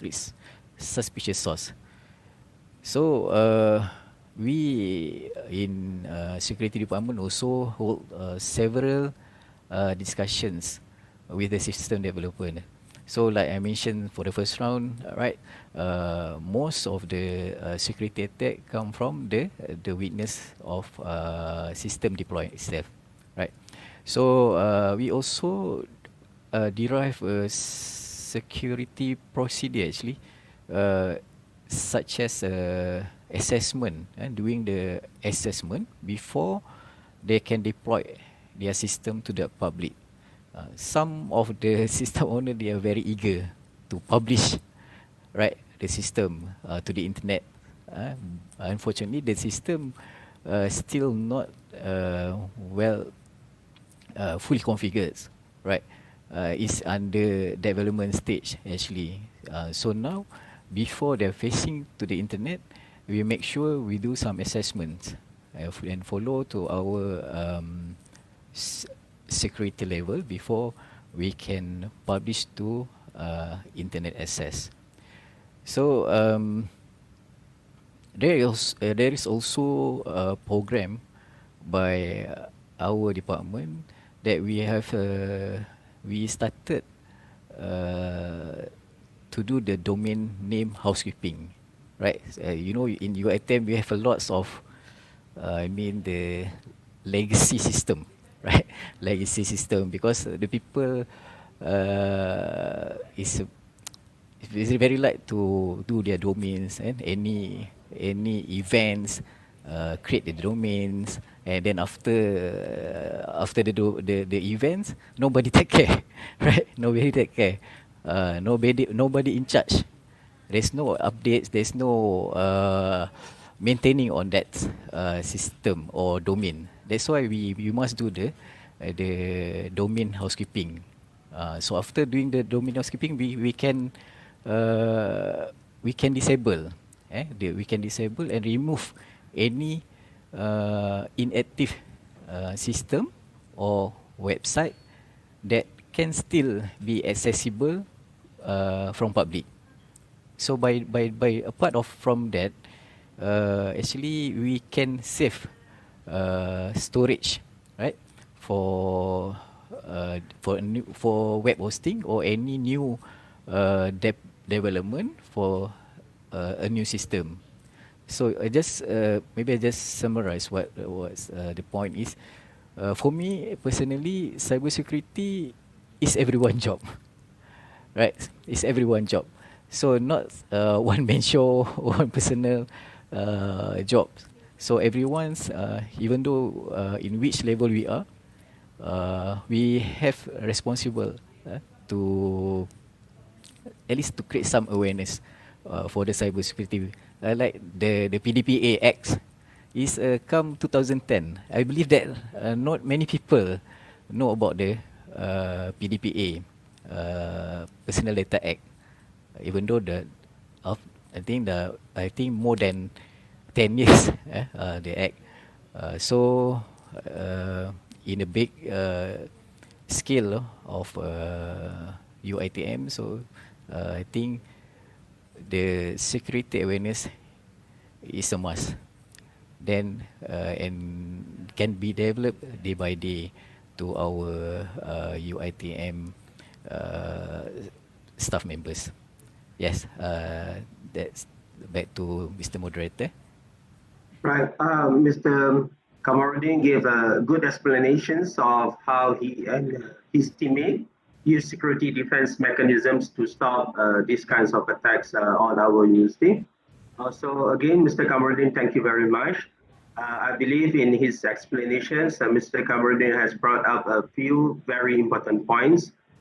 For example, he talked about restrictions of sharing information, how their teams managed to, how the staff managed to access the applications, and then UiTM do not allow easily for everybody to have access to any of the systems, and they possess some kind of different credential to different people, like like staff, they have rank, and then a few ranks can access these applications, but the other staff can access it, something about that. And the second point was deploying web applications firewall, as well as deploying intrusion prevention systems. This strategy would increase the defense from security breach. And then Mr. Kamarudin moved to protocols that their teams can focus with. For example, if any ports can be opened or the applications accidentally opened the port, the unnecessary port, it can bring vulnerabilities to the applications. And currently, UiTM hosting more than 500 websites. And to manage that, UiTM deployed a specific security defense mechanisms in order to protect the 500 websites. As far as the UiTM network infrastructure is concerned, the UiTM infrastructure team members, in which Mr. Kamarudin worked with, able to protect from the attackers' vectors, which is the ways of attackers to enter the system. And then Mr. Kamarudin also talked about security awareness program that been given to the staff and students to educate people about the security, such as employing or implementing strong passwords, and do not simply open any email attachment or any suspicious link in the email. And then their team also create a security procedure to the system developer, because according to Mr. Kamarudin, during the first round, there were some applications that accidentally do not create or do not follow security procedures, and then hence make a problem or having security breach to the UiTM network system. So following this, following the introductions of security procedure to the all system developer, the assessment have been made, and then the intentions is to safeguard the UiTM network. And also, among the last points made by Mr. Kamarudin was he and his teammate doing the domain housekeeping to remove inactive websites, because some websites were made prior to an event, for example, like our event currently. So we have like perhaps websites or link to it. And after the event completed or finished, and then no one want to take care about it, and it opened to security breach, whereby people who register to that websites can do something nasty about it. So by doing the domain housekeeping, the UiTM infrastructure department can defend from the security breach, and also at the same time can save the storage. So in conclusion, Mr. Kamarudin mentioned about the security from his point of view. I mean, the security is about everyone's job, not a single person job or one department, staff from security departments or who take care of the security only, right? So the security should be meant for everyone in the university, in our university. So thank you again, Mr. Kamarudin. Please correct me if I'm wrong, if I was incorrectly mentioned your points. Right? Is that okay, Mr. Kamarudin? Yeah, okay. Thanks. All right. Thank you. Okay. Right. So okay, I got a technical problem here. I got to put down my power button, my laptop. Okay, that's better. Okay, now we move to our second panelist, which is Colonel Technologist Sazali. PS is Technologist in Malaysia from the MBOT. Okay, Colonel Sazali, you went into great detail in the first round of this discussion about a few instances of risks and threats faced by Malaysian institutions, organizations, and industries. So is Cybersecurity Malaysia employing zero trust security in its efforts to find solutions to such attacks? Please welcome Colonel Sazali. Thank you, Mr. Moderator. Let me share my second slide.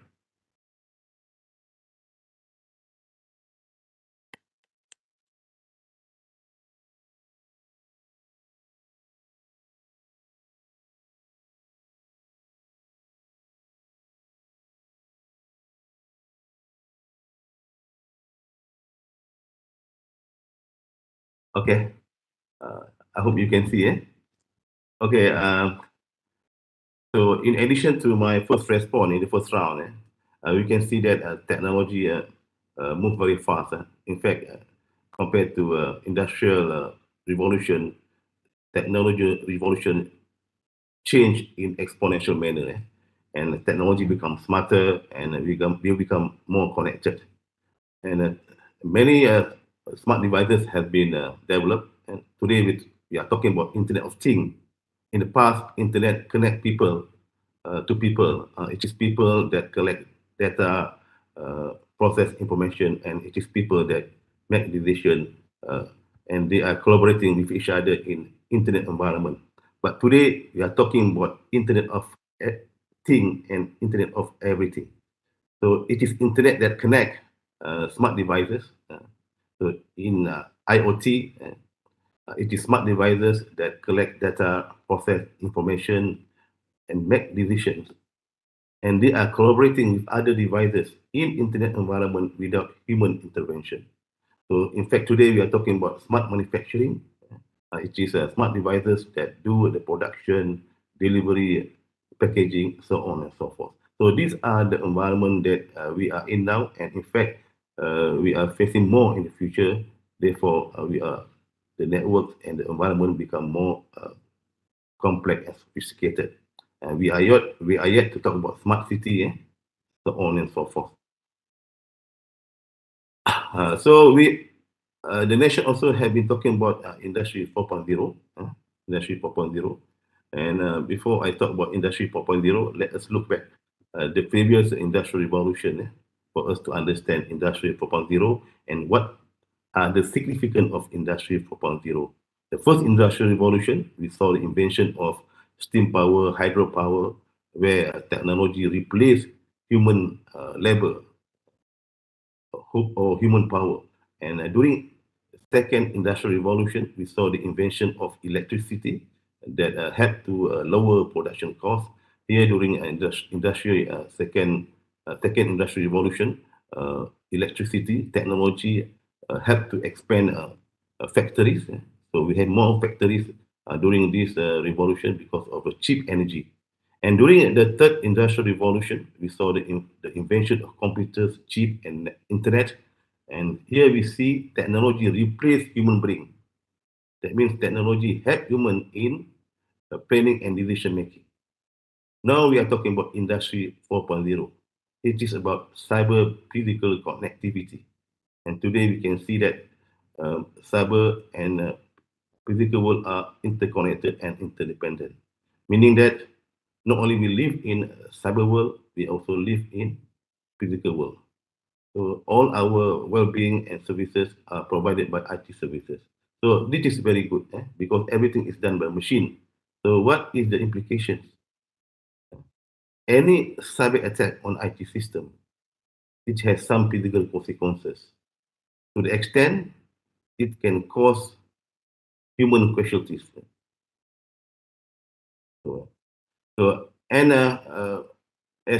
As physical world and cyber world are connected, so many have moved to the cloud, and cloud computing is the trend nowadays. And at the same time, be it hospital, banking, they also have moved to the cloud. So how secure is the cloud? How secure is secure? And as I mentioned, any cyber attack on IT system might have some physical consequences. Just imagine cyber attack on a hospital and medical system. This can cause patient to die because patient very much depend on medical system to survive. Also imagine cyber attack on aircraft, computer onboard system that cause disruption on navigation, computer system, and communication system. This can cause the aircraft to crash and kill the passengers. So these are the environment that we are in and we are facing more in the future. So in the past, when we talk about security, it is about confidentiality, integrity, and availability of information. But today, with Industry 4.0, with cyber physical connectivity, not only we talk about CIA, but we talk also about cyber safety. Because today we are living in the world where our life depends so much in cyberspace. So these are traditionally traffic. They would go to a data center for inspection and verification, and it is relevant during that time because most of the applications are hosted in a data center. But as we discussed just now, during pandemic and post-pandemic, remote working environment is the trend today and more in the future. And in fact, it will be part of our new normal for future network computing. So people are operating more from remote than in office.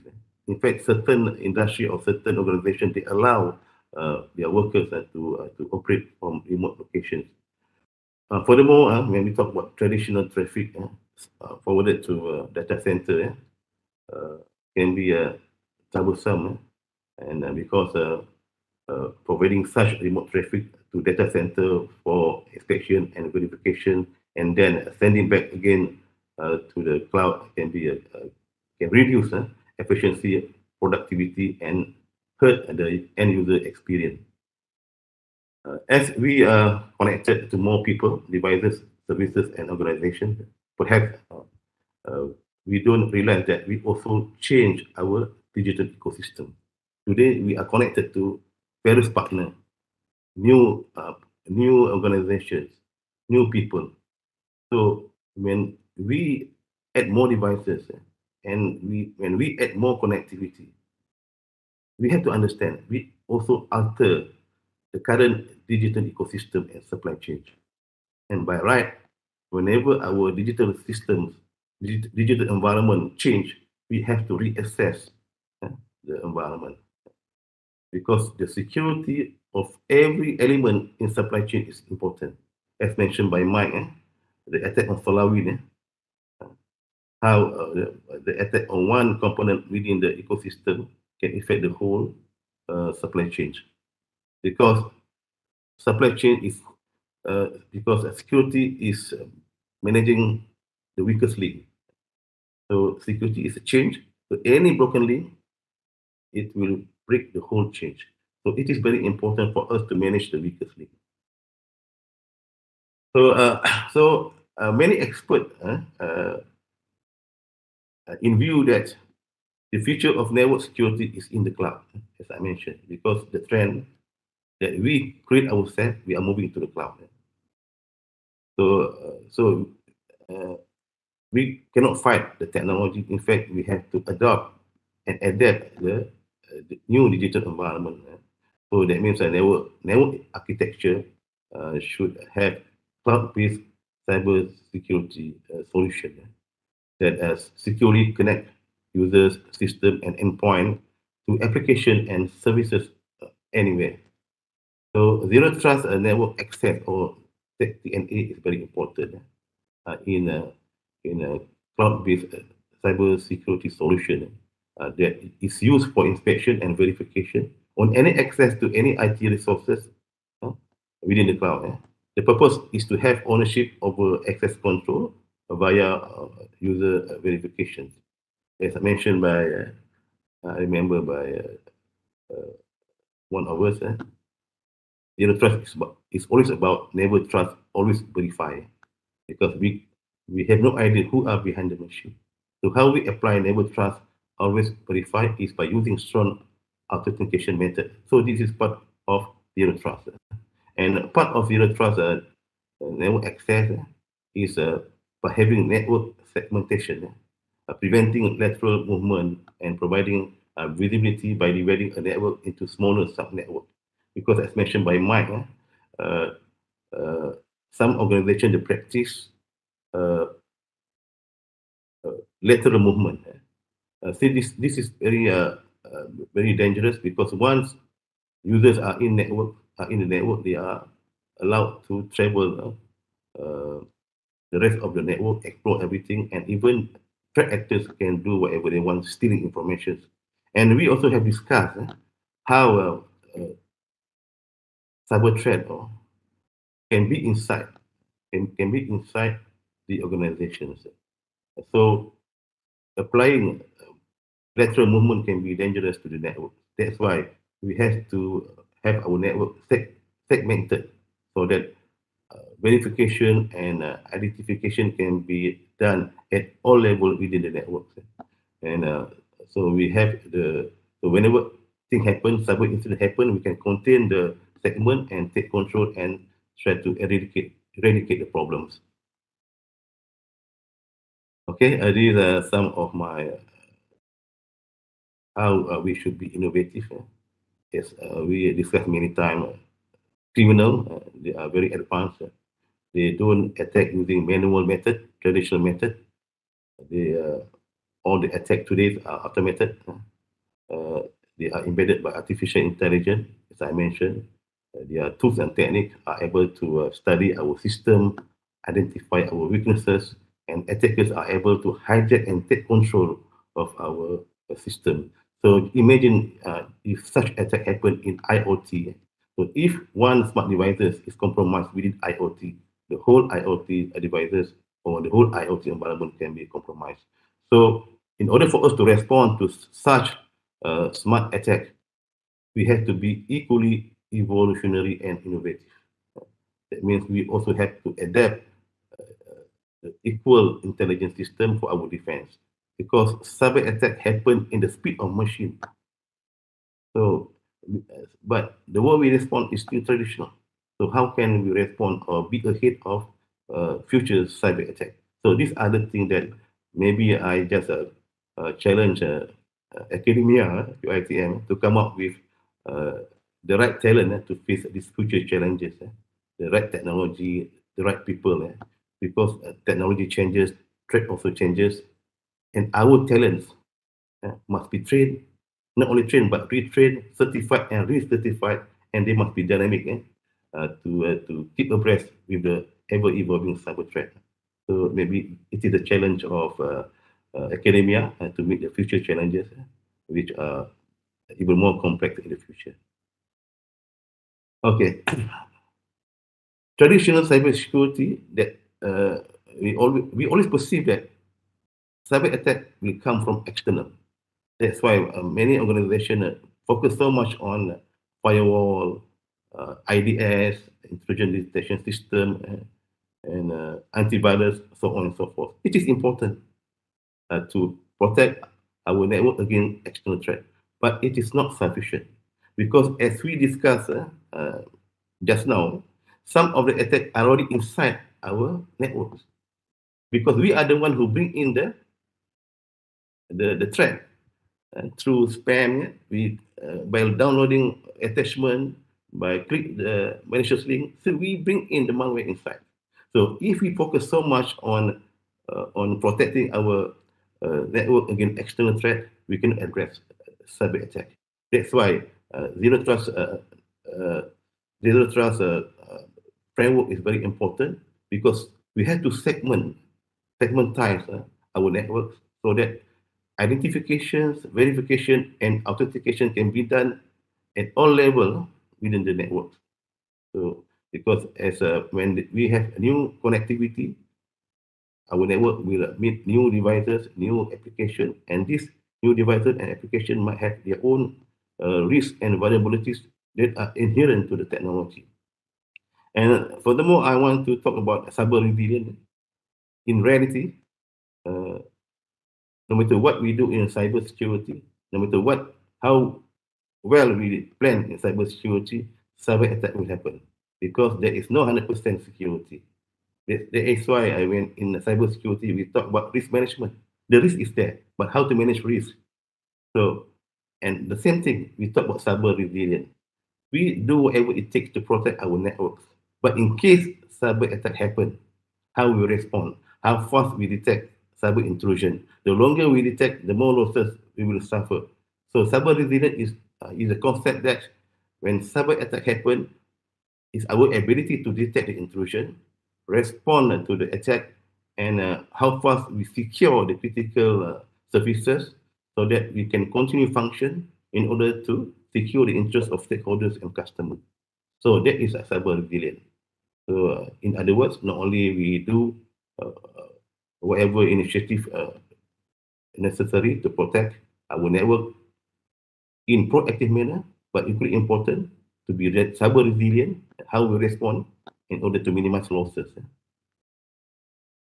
This is to explain more about why traditional cybersecurity is no longer sufficient.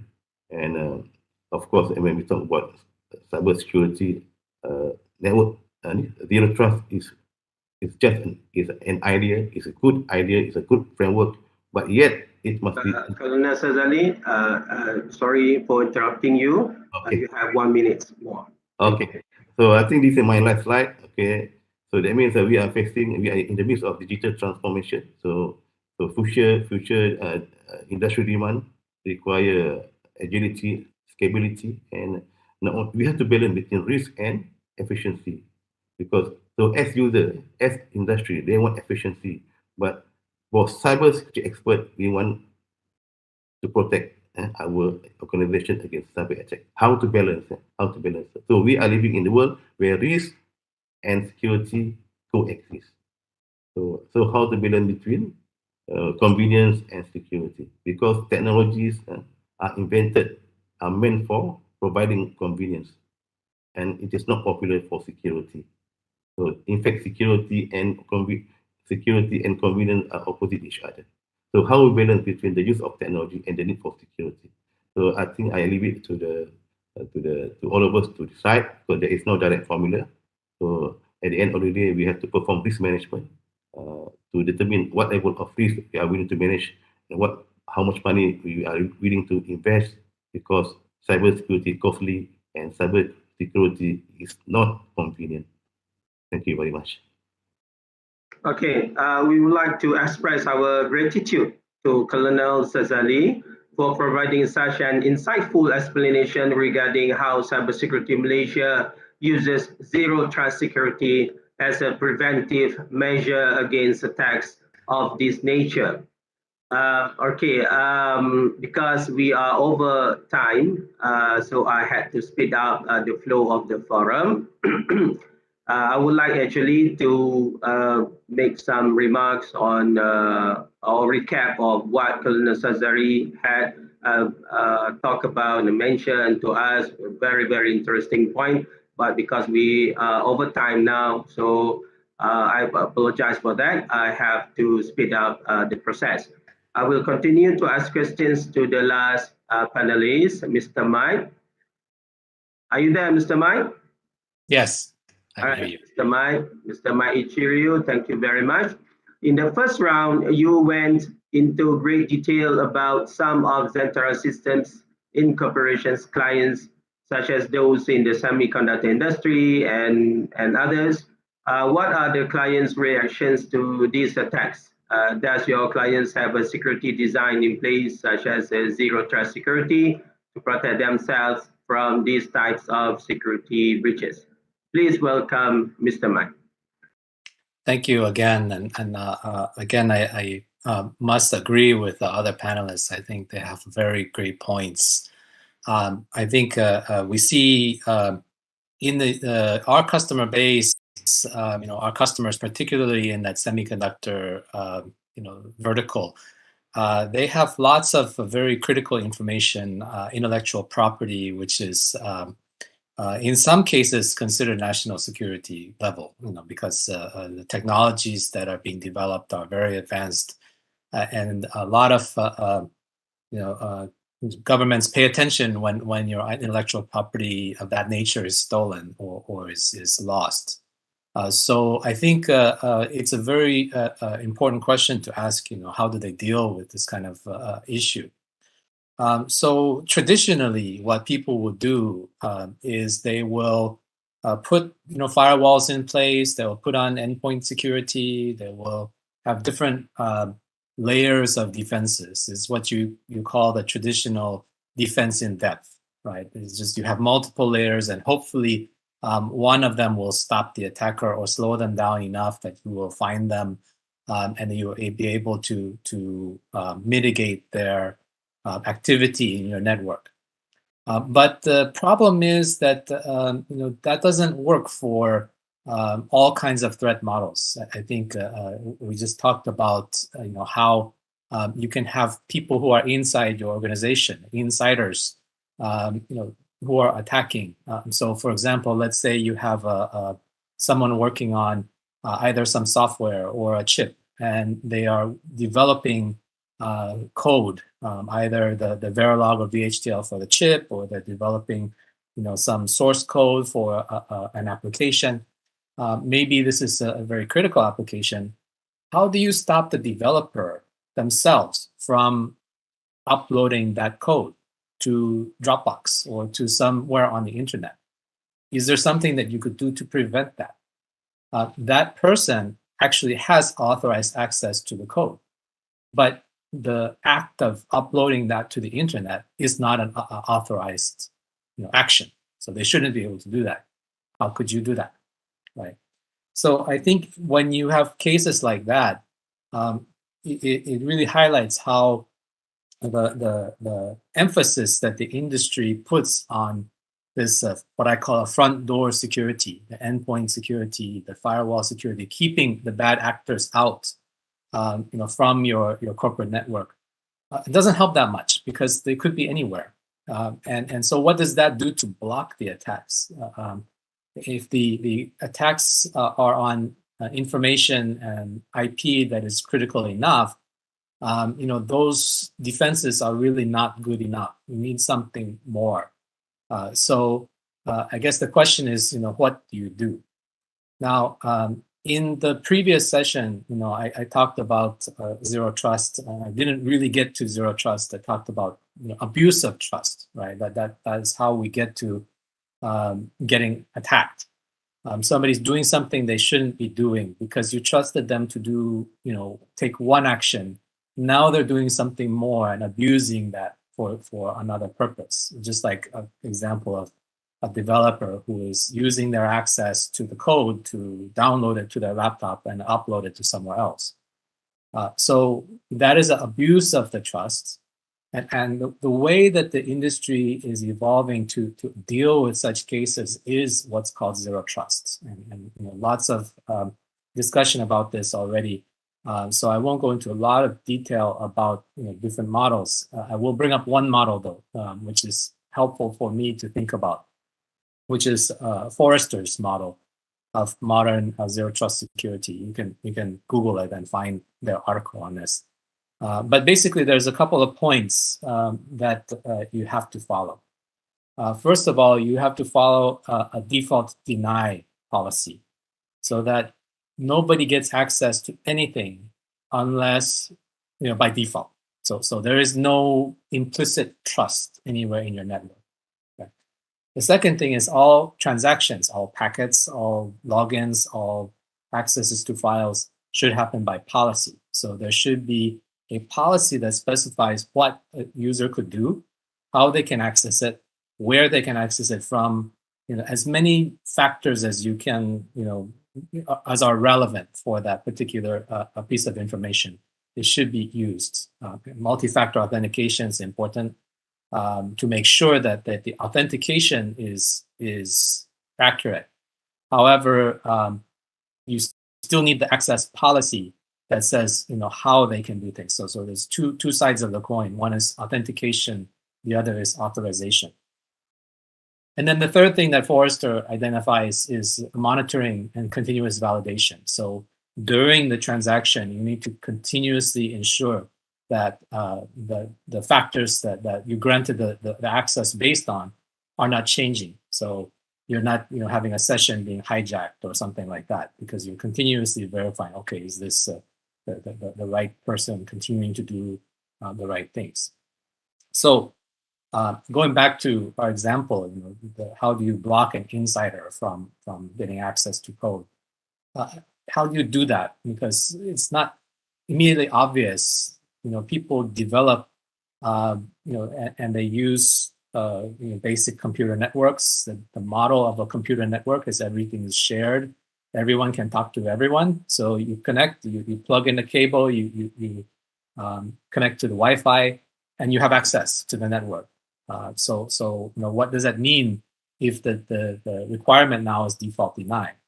Does that mean that you need to replace your entire network with something new? Can you continue to use the existing shared network, but apply zero trust on top of it? And our answer is yes. And so our customers are doing this.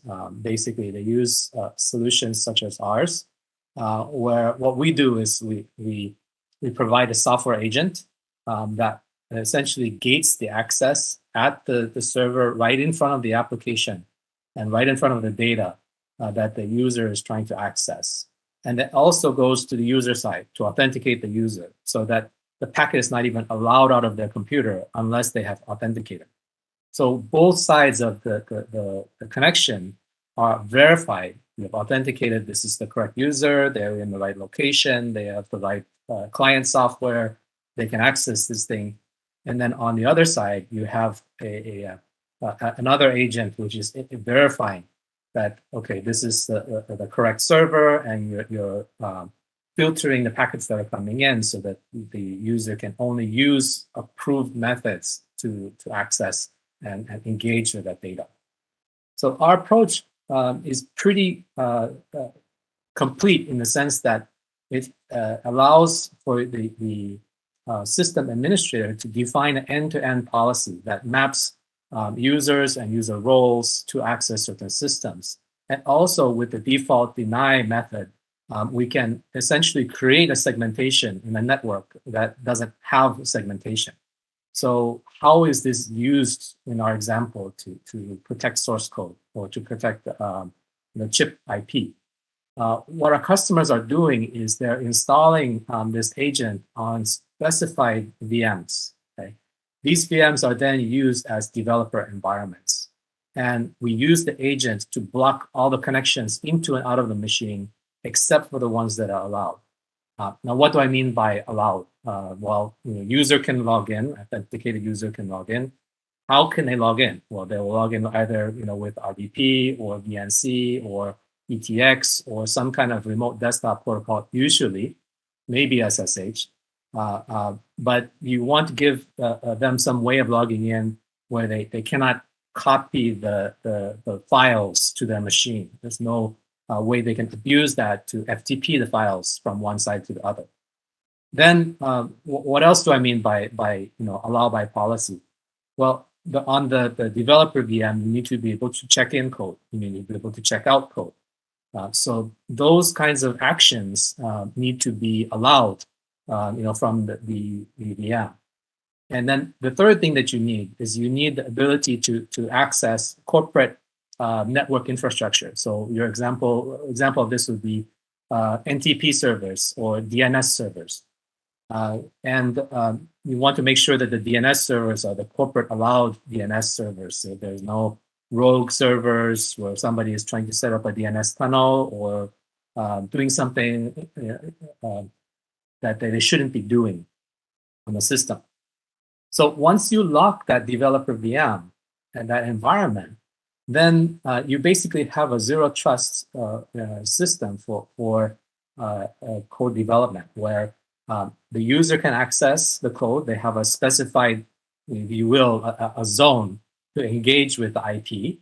That zone contains one or more servers. They can use those servers to check in code, check out code, but they can't upload it to anywhere. They can't do anything, that would cause that code to leak out.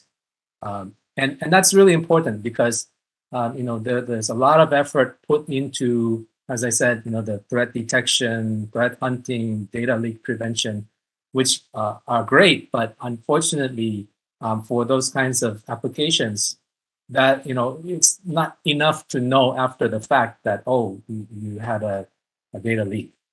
That's great to know. Maybe you can stop it from the future, but you already lost your data. So that it's not enough to just know after the fact. You need to be proactive to prevent it. So that's a quick example of how our customers in the high-tech area are using this capability. We have customers also who are doing protection of OT systems, manufacturing lines. I think this is quite relevant for Malaysia also because of the strength in high-tech manufacturing that is in Malaysia. So I think there's with this there's lots of opportunity to add zero trust for applications and data. You don't need to replace your existing network. You don't need to upgrade anything if you have the right set of tools to do it. So that's why I think our customers are able to very rapidly adapt and adopt zero trust in their infrastructure and their security. Right. We would like to express our gratitude to you, Mr. Mike, for enlightening us regarding the responses of those abuse of trust security threat, as well as the implementation of particular security policies, such as the zero trust security in order to defend against the security breach. Because we were running out of time, I apologize for not summarizing what Mr. Mike had just discussed. Okay, let's move to the questions from the audience. We will once again allow forum participants to ask questions. You can introduce yourself, tell where you work or study, and then you can ask questions. Make sure you can turn on your camera and microphone if you're able to do that. And Dr. Lucy will also read some questions from the chat board. Okay, please, Dr. Lucy, if you can see any questions from the audience. Yes, Mr. K. We have few questions. Probably the panels would like to help answering the questions. Although we have a very short time now left. Okay, the first question is that coming in from Afiq Razak. So Afiq is again part 6 students. So he asked questions regarding, I only have taken a few courses in cybersecurity since I am an electronics student. Can I get a job in cybersecurity if I don't really get exposed in technical experience? So this could probably be suitable for PM.use to answer this. Thank you, Dr. Lucy. Okay, Afiq. Basically, there are few cybersecurity certification outside there that you can just go through it, take the certification like what one of the panelists we have here, Mr. Kamaluddin. He has few certificate, and I do believe that in cybersecurity, as the technology keep changing, the industrial certificate is very important. We don't need, as an engineering student, we prepare you, it's just the fundamental, but on the advanced side, you really need to have all the certification in order for you to be in the security or cyber security line. That's all for me, Dr. Lucy, because I do think that we're really running out of time right now. All the men need to go for Friday prayer, I think. Yes. Second quick question from Muhammad Zulhamizan, a student as well. How can we know if there is any attempted attacks? So this could probably be a bit general, but yeah. Is there? The mic would like. The question is again, how can we know if there is any attempted attacks? Sure. I think let me try to address that. The typical way of doing this traditionally is with something like a firewall, intrusion prevention system to go through and detect threats. So people are trying to send packets that have malformed contents, and so maybe based on rules that are provided by the firewall vendor, IPS vendor, you can catch such things. You can also look at logs. SIM systems can get logs, syslog from all kinds of machines that are in your network, and then they can try to correlate and see exactly what's going on and is there surprising activity in your network. So those are some ways that you can know that there is an attack in the network. But I think, as I said, in a way, knowing that an attacker in your network is important. It's good because then you can do something about it. But if your asset is so critical that you cannot allow that to happen, say an example, OT, manufacturing line, critical infrastructure, someone could die if a machine is to explode or poison the water supply of a city or something like that, or lose the intellectual property of a company, then it's not good enough. You need the more solid protection, and that's where zero trust comes in. And so in that case, if somebody is trying to access without the policy, you would know. And not only you would know, you would that user would be blocked, so that the asset is protected and hidden away, regardless of who's trying to hack it. Okay, thank you, Mike. The third question from Ellen Sutiem. Is there any apps, applications, or platform that you can suggest as an IPS or IDS in our system, and why do you suggest that? Any applications or platform that you can suggest as an IPS or IDS in our system? So specifically answering the question, popular IDS, IPS, I assume you probably want the open source answer. So open source versions would be something like Snort or Suricata, Bro. Those are the ones that come to mind off the top of my head. I don't know if Bro is still around, but that is some directions you could look into if you want to just download something and try it. You could look at something like that. Okay, one last question. Is there any trade-off for zero trust? For example, does it affect the end user in terms of convenience? That's a very good question.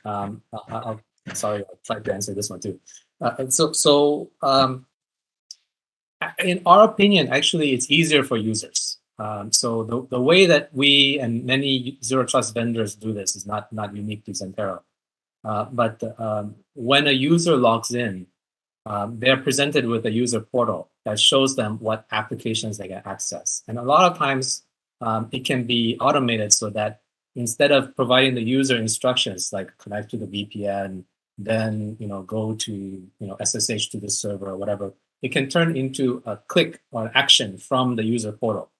So the user experience overall can actually be better because once you log in, everybody knows how to log in. You can click and get redirected to the asset that you're trying to access. So in our opinion, that can actually improve the user experience over just giving them network access, and you find your own way to the target. Okay. Yeah, that's and all of the questions. So I guess we have distributed a poll just now for a survey, and allow me to share the results. Okay. So we have 21 participants who is participated in the poll.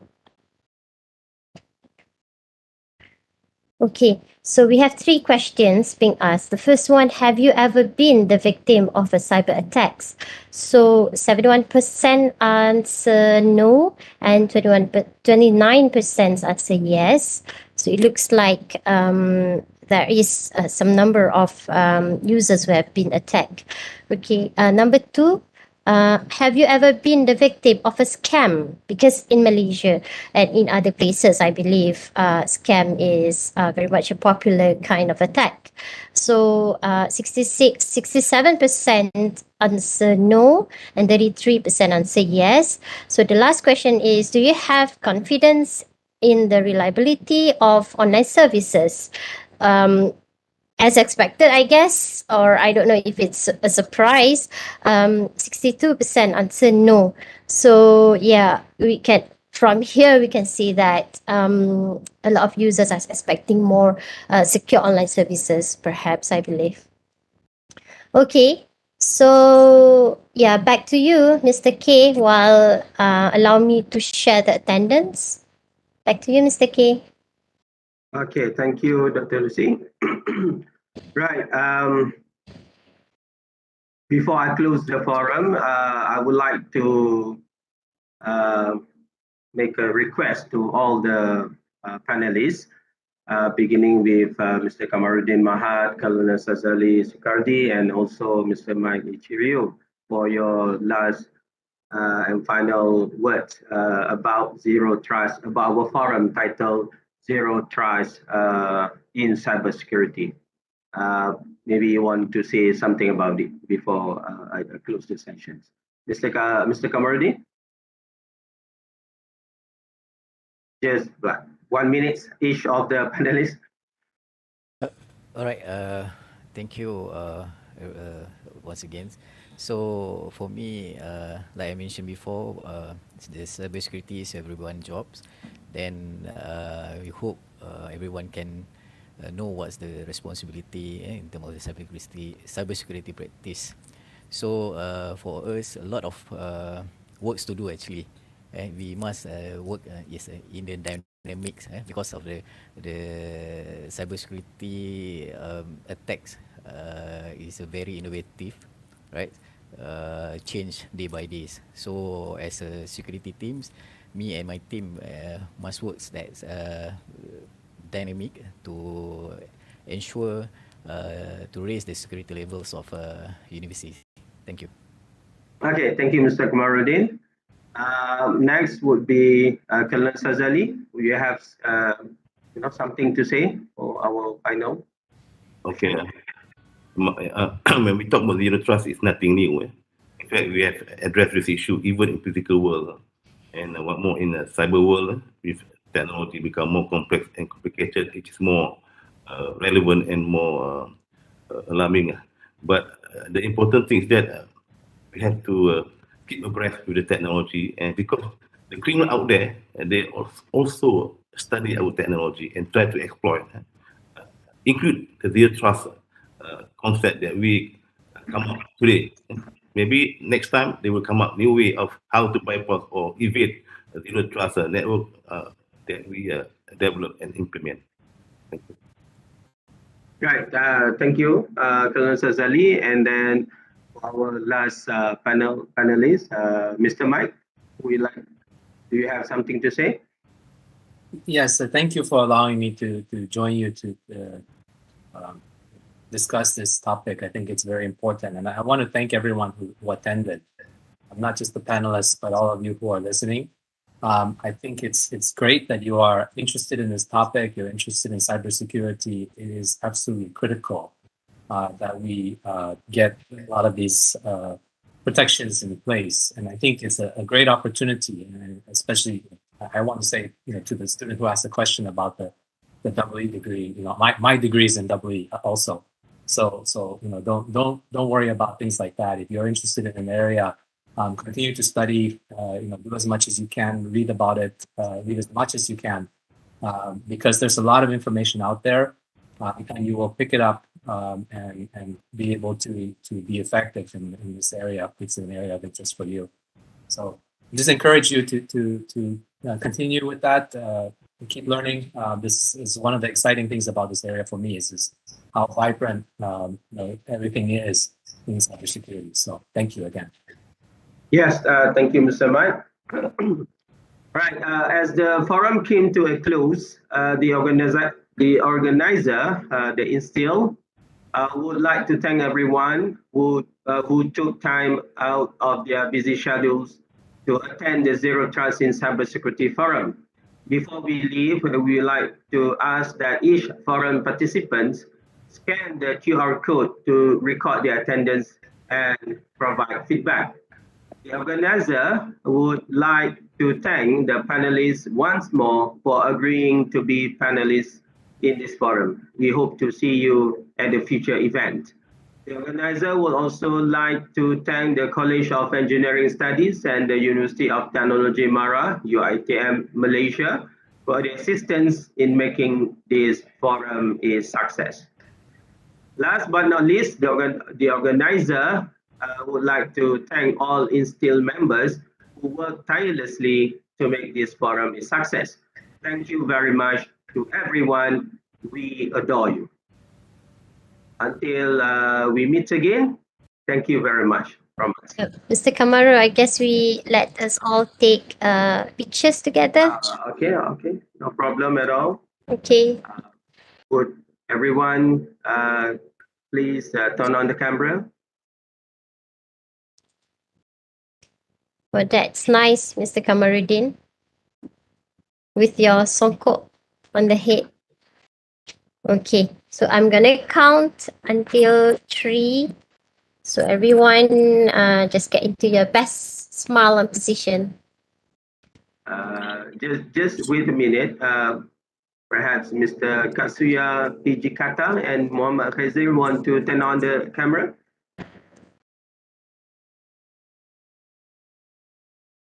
Right. Okay. I think. All right. That's fine. Yeah. Okay. Let's smile, everyone. Colonel Sazali. Okay. Okay, that's nice. Okay. In 3, 1, 2, 3, smile. Okay, I think I got everyone. Yeah. Thank you, everyone. Thank you. Especially thanks to Mike, Mr. Kamaruddin, Colonel Sazali. Thank you, everyone. Rick, Thank you. Right.